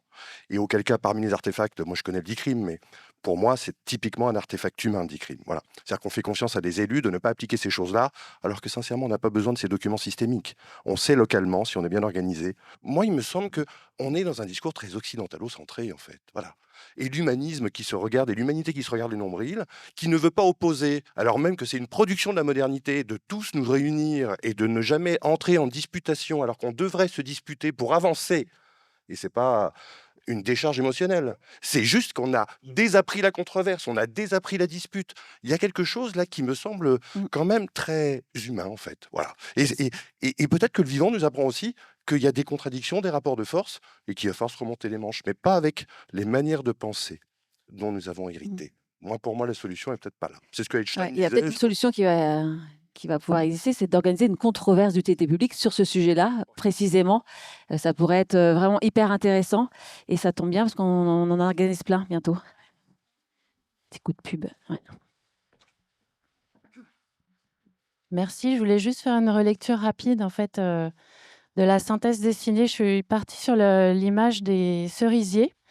Parce qu'en fait, je pense que c'est une niche écologique. Je ne sais pas si j'ai encore bien compris exactement ce que c'est, mais ça produit des fruits, il faut des pollinisateurs. Et ce que j'ai trouvé intéressant dans les cerisiers, c'est que pour donner des plus grosses récoltes, en fait, il faut mélanger des espèces de cerisiers. Donc il y aura des cerises plus sucrées, des cerises plus acides, et je trouvais que c'était intéressant par rapport à la fin de la discussion. Je ne fais pas une relecture d'ensemble. Je travaille aussi sur la question du DICRIM, donc j'y reviens quand même. C'est peut-être un artefact, mais en tout cas, c'est juste un outil qui est utilisé justement pour recréer du dialogue à des endroits où il n'y en a plus beaucoup, entre différentes couches des personnes qui habitent dans une commune. En fait, c'est comme ça, nous, qu'on utilise l'outil. C'est un outil de médiation. Et on travaille avec des gens comme Philippe. Je vous invite vraiment après coup à aller parler avec lui, Philippe Grégoire, qui est agriculteur, et avec toutes les couches de la société. En fait, l'idée, c'est justement de pouvoir réouvrir des espaces de dialogue et de débat, de pouvoir se dire qu'on n'est pas d'accord, qu'on n'est pas content, qu'on n'a peut-être même pas envie de faire société ensemble, et à la fin, d'avoir un premier outil qui nous permet de passer à l'action, à du concret, pour sortir des idéologies, pour sortir des idées, et passer dans le monde du concret et de la vraie vie. Et donc, pour moi, c'était important quand même de pouvoir rementionner que cet outil-là, il sert à ça. C'est pas un outil, c'est pas un énième plan administratif ou un parapluie, c'est juste un outil pour pouvoir discuter ensemble et ensuite faire et mener des premières actions qui sont hyper concrètes, comme mettre en sécurité des personnes vulnérables, par exemple, dans une commune. Je crois que tu en as parlé un petit peu tout à l'heure, mais des personnes âgées, des personnes en situation de handicap qui ne peuvent pas se sortir toutes seules d'une situation, de pouvoir renouer le dialogue pour leur montrer qu'elles ont aussi des choses, elles, à apporter à la communauté. Merci. C'est un peu la synthèse de notre groupe. Alors, je vais essayer un petit peu de relater ce qu'on s'est dit. Déjà, beaucoup d'émotions, mais on a eu un peu de mal à replacer l'émotion, la raison.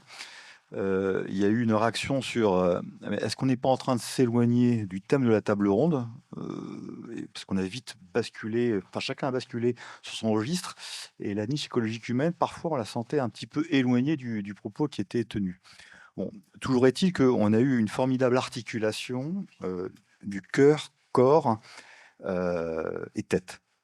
Tête avec des narrations très scientifiques, avec Guillaume, avec Emmanuel, corps avec Boris, qui est dans l'action avec Etika Mondo, avec Laurent. Et Laurent était, j'allais dire, presque la synthèse, et je vais parler des femmes, bien entendu, qui étaient énormément dans le cœur.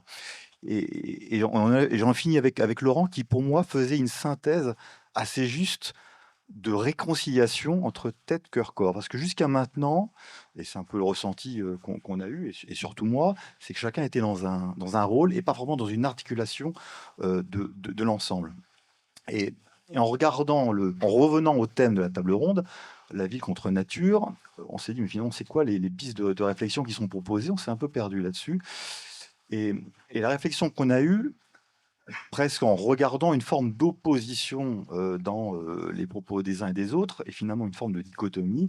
Les hommes avaient un discours, les femmes en avaient un autre, où on opposait presque raison et émotion.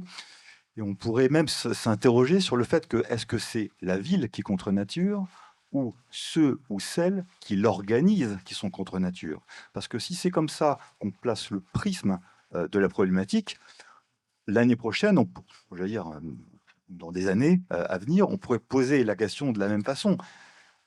Les territoires contre nature, réancrage. Parce que si on place ce prime sous l'angle de ceux qui organisent la société, probablement trop patriarcale jusqu'à aujourd'hui, qu'on déplace la ville dans les territoires, mêmes effets, même solution. Bon, ça, c'est la question qu'on pose. Est-ce que c'est la ville ou est-ce que c'est ceux qui l'organisent qui, aujourd'hui, nous placent dans la situation actuelle?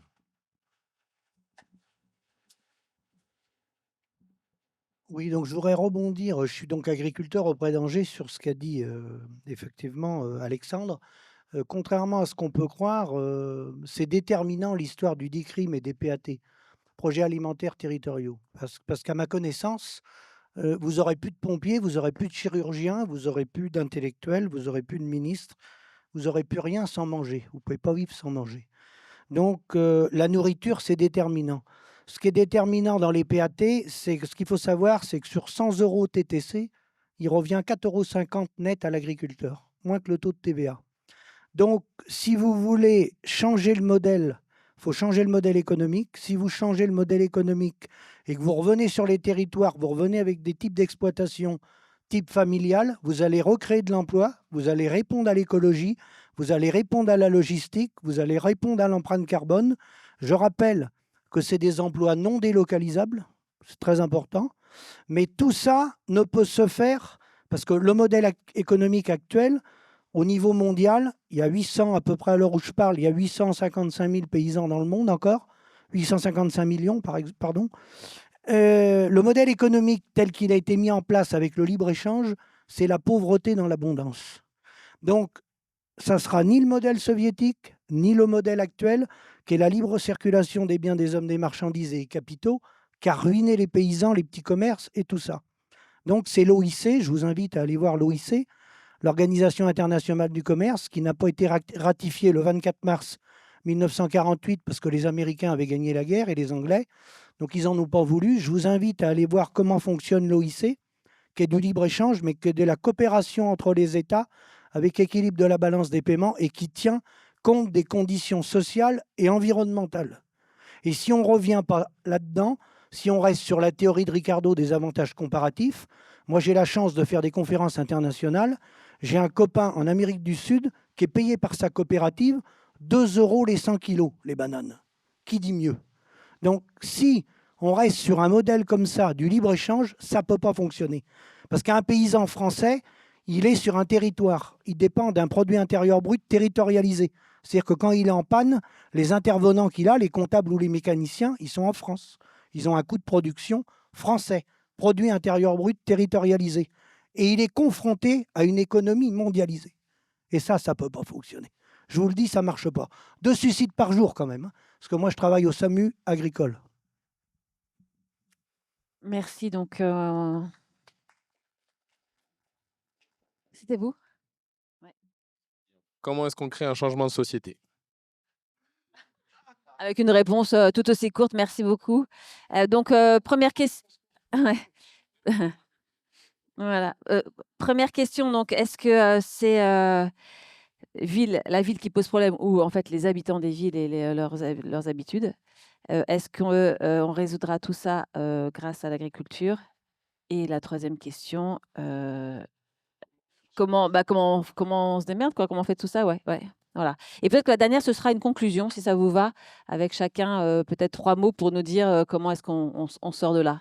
Sinon, on en a pour à peu près 4-5 jours. Alors, qui veut y aller sur le premier sujet peut-être ou sur la ville ou les habitants? Ouais, mais en fait, c'est abyssal, donc on va pas se lancer là-dedans. Hem, hem, la ville est une forme matérielle qui a effectivement, une structure de gouvernance qui a pu évoluer dans le temps. Mais aujourd'hui, c'est du béton et de l'acier trempé. Donc de croire que la ville, si on changeait éventuellement de mode d'organisation, pèserait d'un poids moindre, aurait une dette écologique à l'endroit de l'humanité qui réduirait, c'est, pour moi, mettre de côté ce que justement la pensée a mis trop longtemps de côté en oubliant les formes urbaines et les morphologies matérielles de la ville. Il n'en demeure pas moins que les villes, du coup, si sous cet angle-là, ont un intérêt, c'est que ce sont des puits d'énergie à ciel ouvert. On y a concentré une énergie tout à fait phénoménale. Il faudrait dorénavant utiliser cette matière ailleurs et différemment. Voilà. Mais je crois que c'est en fait, et c'est là le bout, et c'est pour ça que je ne veux pas aller sur le sujet, je vous donne mon sentiment après avoir travaillé juste un petit peu là-dessus, c'est que je crois qu'on est tous enfants de la ville. On a tous été sommés d'aller s'y réaliser, s'y former et de s'y construire. Et il n'y a pas pire pour tout un chacun que de se dire qu'on a peut-être été un agent involontaire de quelque chose. On a été forcé et du coup, revisiter cette chose-là, interroger à hauteur de l'antre que la ville représente pour le capitalisme mondialisé et plus largement pour l'œuvre de civilisation, ça met trop de choses en branle.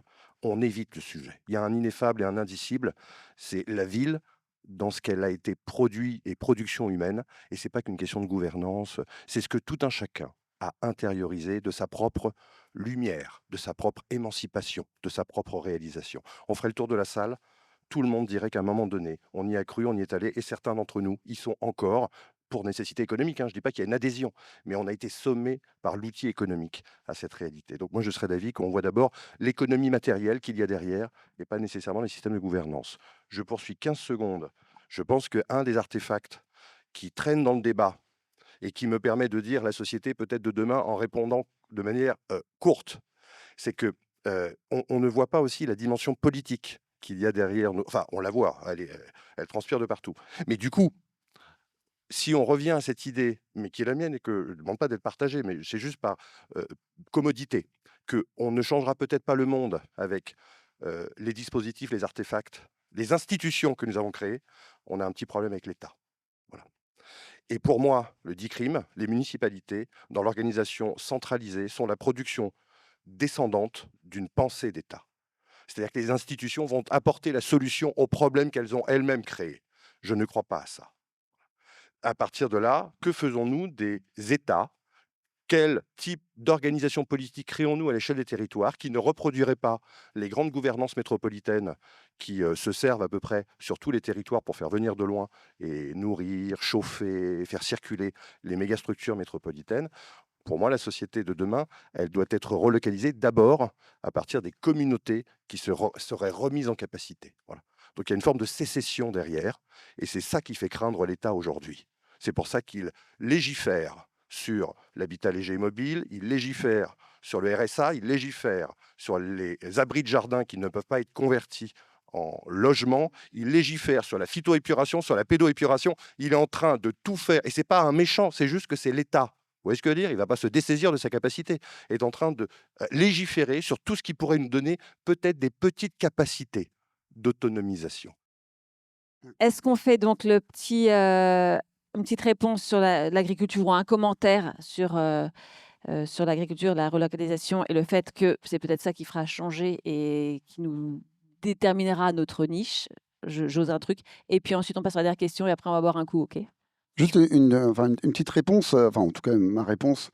Qu'est-ce qu'une ville? Parce que moi je suis allé dans plusieurs pays du monde, j'ai vécu dans plein d'endroits du monde. La définition de la ville n'est pas la même. En fait, il y a quelques centaines d'années, une ville c'était 2000 habitants. C'est-à-dire c'était ce qui permettait que les gens vivent au même endroit et autour on arrivait à produire à manger pour que dans la même journée on arrivait à aller chercher à manger. Et puis il y avait le sujet de se protéger. De se protéger parce que depuis que l'homme a découvert, s'est sédentarisé, les villes, les cités se sont attaquées les unes les autres. Donc il fallait à la fois manger et se protéger. Et puis, comme on a élargi avec effectivement l'industrialisation et l'énergie, la capacité d'aller chercher de la nourriture plus loin, une ville aujourd'hui, en France, c'est 10 000 habitants.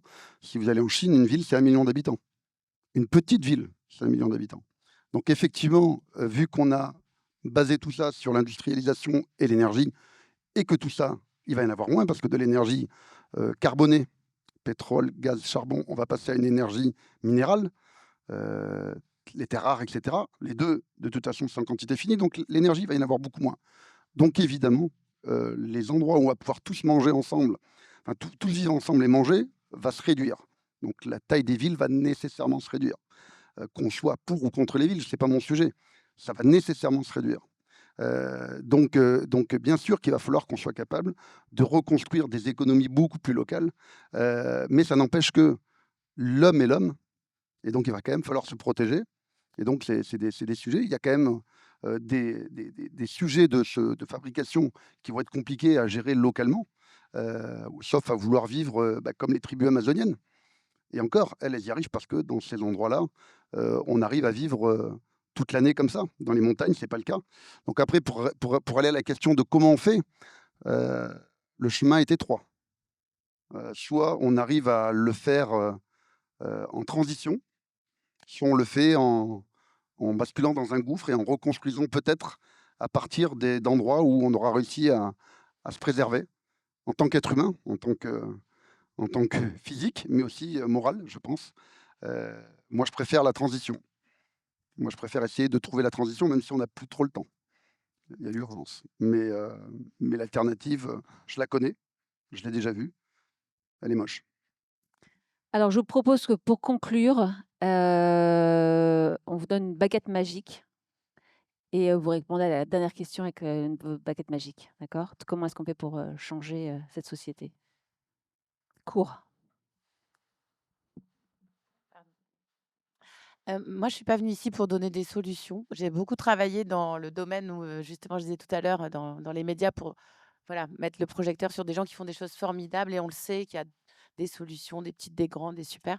Moi, je suis pas là, en fait, je vois qu'il y a encore beaucoup de colère, je vois qu'il y a moi, j'ai été très émue de tout ce que j'entends depuis tout à l'heure, donc on doit être, dans ces émotions-là. Tu parlais de tête, cœur, corps, merci de l'avoir rappelé. En fait, moi, je pense que là, on a un sujet déjà d'apprendre à s'écouter, d'apprendre à ne pas être d'accord. Donc, merci d'avoir reparlé de me remettre aussi, c'est pas tellement de mettre la dispute, mais d'apprendre à accepter que l'autre n'est pas le même avis que nous, mais peut-être de se dire qu'il y a plusieurs choses qui doivent. Enfin, moi, j'avais rien compris aux niches, mais j'ai compris qu'en fait, et quand tu le dis avec les animaux, oui, il y a des bactéries qui vont toujours rester au même endroit, puis il y a des gens plus nomades qui vont arriver, etc. Donc, c'est juste un problème de.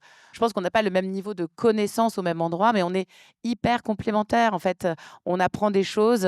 Tout le monde n'a pas lu le rapport du GIEC, donc je voudrais juste qu'on puisse se dire, voilà, comment on peut habiter ensemble quelque part pour que demain, on puisse effectivement plutôt diffuser l'amour dont parlait Boris, mais surtout au moins être, assurer une sorte de continuité de la vie telle qu'on peut essayer de la porter aujourd'hui. Enfin, en tout cas, moi, c'est comme ça que je garde le moral et je veux bien le rendre à un moment donné, le moral d'ailleurs.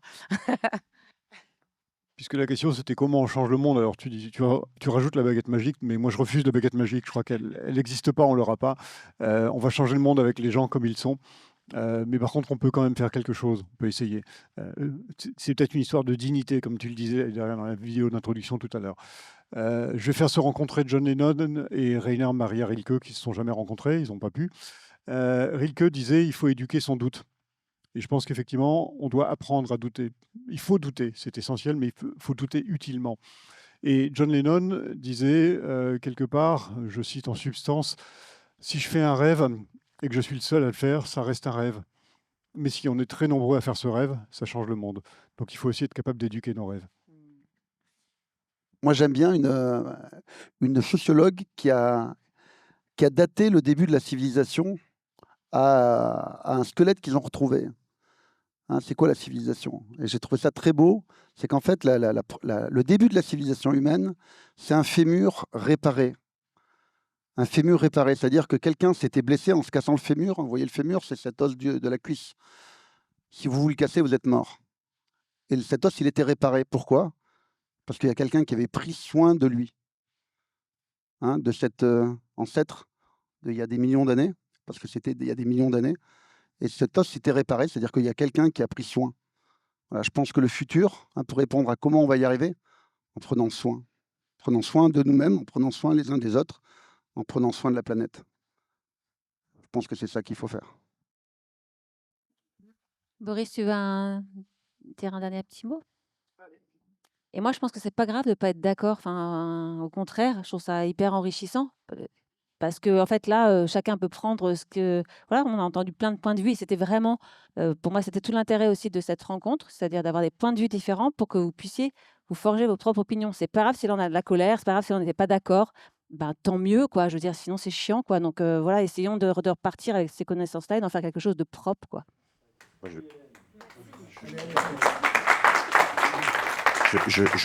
juste dans ce sens-là, ce qu'on a affronté est d'une violence abyssale.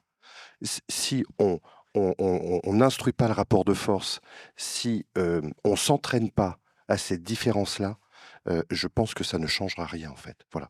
Et moi, c'est aussi pour ça que vous voyez peut-être de l'énervement, de la colère ou une émotion mal canalisée. De là où je suis dans le monde universitaire, dire que la ville est peut-être un problème pour pas dire, alors que toutes les grandes universités sont dans les métropoles. Il y a une vieille idylle entre la cité et l'académias. On soulève un truc, ça revient dans la tête, on voit bien qu'il y a un Grisby avec lequel il va falloir composer, on voit bien que la ville masque un certain nombre de choses. Donc c'est aussi une expérience affrontée de là où je suis, mais je crois sincèrement que la disputation au sens étymologique du terme est quelque chose dont on nous a soutiré la capacité collective d'organisation pour affronter des puissances qui pour moi sont économiques et entrepreneuriales d'abord, mais des puissances qui sont quand même telluriques. J'aimerais bien que la différence cultive aussi notre propre humanité sous cet angle-là. Non, c'est juste pour dire que je pense pas qu'on est en désaccord. On dit la même chose. On n'a pas le même degré de compréhension. Et puis, il y a des choses dans la vie, je vais vous dire, je suis agriculteur. Pour les comprendre, il faut les vivre. Merci.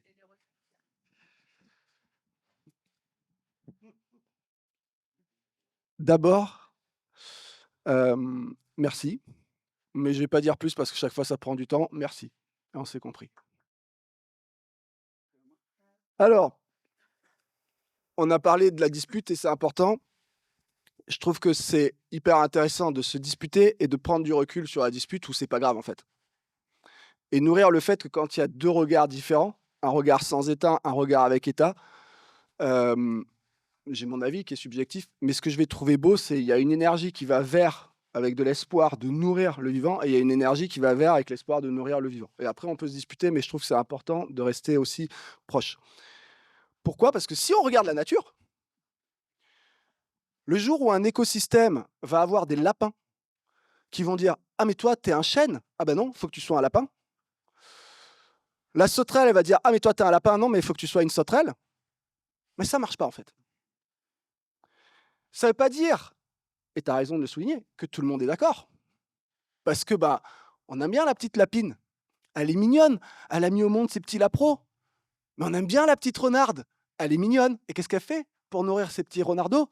Eh ben, elle va bouffer la lapine. C'est ça aussi la nature. Et la nature, c'est donc aussi la dispute. Mais la diversité dans la nature, c'est notre seuil de résistance. Aujourd'hui, on a vécu une dispute et je suis content, Hélène, que tu aies fait la remarque que pour une fois, ça change. Si je peux apporter une petite pierre à mon édifice, c'est toujours de foutre un petit bordel pour que ça change. Mais on a vécu beaucoup plus d'amour. N'oublions pas qu'un événement pique dans l'émotion n'est pas nécessairement l'événement. On a vécu beaucoup d'amour, beaucoup d'échanges, avec des différences et des points de vue. Et puis qu'on ait Laurent et Boris à côté, vous autres, on est un peu plus proches, mais on a un vrai qui est quand même patron d'un groupe et tout, et puis un vrai qui n'a jamais travaillé avec un seul industriel paritique. Hein. Donc vraiment, tu m'as bluffé. Et j'espère que je vais te bluffer autant que tu m'as bluffé. Le deuxième point, très vite, c'est l'énergie. Laurent a parlé d'énergie carbonée et d'énergie minérale.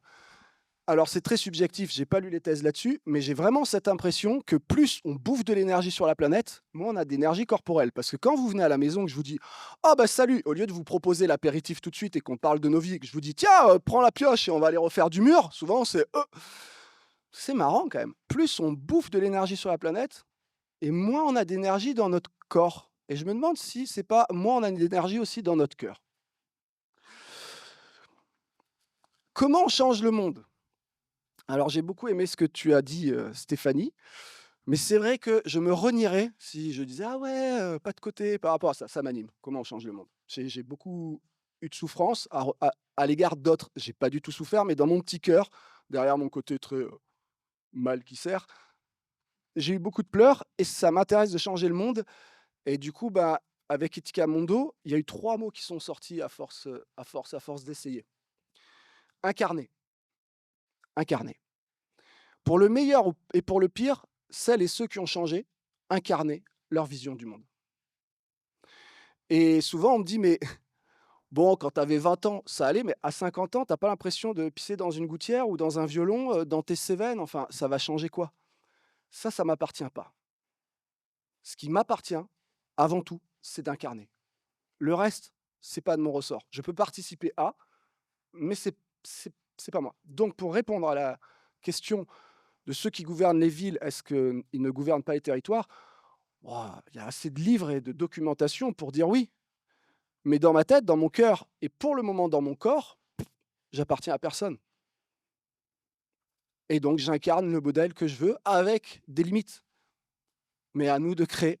On est libre. On a beaucoup de liberté encore. Saisissons cette liberté de l'intégrité. Le deuxième, c'est enseigner. Enseigner à 2 niveaux, et c'est ce qu'on a tenté de faire avec la pluralité. Enseigner à qu'est-ce que la niche écologique humaine. Merci Marjolaine d'avoir assumé, j'ai toujours pas tout à fait compris. Mais on vit sur la biosphère, Et on ne connaît même pas les bases du fonctionnement de la biosphère. Par contre, en ville, je suis un peu provoque, je remets du débat. En ville, il faut connaître la loi, hein. Mais la loi de la nature, on s'en contrefou. Bah, si je peux vous transmettre un message aujourd'hui, s'il vous plaît, de grâce, au moins par amitié pour moi, même pas par sens politique et encore moins éthique, mais essayez de comprendre le concept de niche écologique humaine. C'est vraiment essentiel. Et donc, enseigner, c'est apprendre. L'apprentissage, la connaissance, et c'est transmettre. Et en fait, on n'est que des passages de flux. Nos corps, c'est une limite. En fait, on est des flux. Et je trouve que ça, c'est le deuxième mot, enseigner. Et le troisième mot, on ne vit que grâce à une chose, vivre. Je vous parle de la palpitation. Je ne vous parle pas de carrière, de gagner sa vie. Je vous parle de la palpitation. Vivre, on ne vit que parce qu'il y a 10 millions d'êtres qui nous servent. On respire, on boit, on mange, il y a la société entrepreneuriale ou libertaire, il y a la nature, il y a l'entreprise. Quoi qu'il en soit, de nos parents à la police, que disait Alexandre, oui, sans État, on ne pourrait pas être protégé, etc. Quel que soit notre parti politique, notre parti pris, notre spiritualité, qu'on soit sauvage ou qu'on soit urbain, on vit parce que des gens, des êtres vivants, des animaux, etc., nous servent. Donc je pense que la moindre des choses dans notre ambition d'être humain, c'est de servir. À chacun sa manière. Moi, il y a des gens, non, je ne suis pas d'accord. Ouais, je ne suis pas d'accord. Et je vais tout faire pour essayer qu'ils comprennent que ce qu'ils font, je pense que ce n'est pas bien. Mais à partir du moment où les gens servent, eh ben, ils me plaisent. Ils me plaisent. Et j'ai mis très longtemps, ça a été mon plus grand des combats, et j'ai laissé un couple, j'ai laissé un enfant, j'ai laissé tous mes amis, j'ai laissé ma famille. Et si aujourd'hui j'arrive à avoir, c'est pas que je veux faire l'apologie du couple, hein, chacun son mode de vie, mais en tout cas moi dans ce choix de fonder une famille, j'ai enfin réussi à passer un cap le jour où j'ai appris à aimer mon pire ennemi pour me dire putain, il croit en ses idées ou elle croit en ses idées, elle se bouge, il y a de l'amour dans son truc. Eh ben, je crois que c'est ça qu'il faut aller chercher aujourd'hui. Moi, j'aimerais qu'on devienne tous des animaux sauvages, civilisés. Voilà, c'est mon rêve. Mais si vous ne l'êtes pas, tout ce que je vous demande, c'est de servir et de ne jamais oublier cette humilité, que c'est parce que la nature nous sert, que la société nous sert, que nos parents, quand on a eu la chance d'en avoir, nous ont servi, ou que ceux qui ont remplacé les parents nous ont servi. Servir les autres. Cette petite humilité, elle me semble essentielle. En tout cas, moi, c'est là où j'ai touché le mot aimer. Avant, je ne savais pas aimer.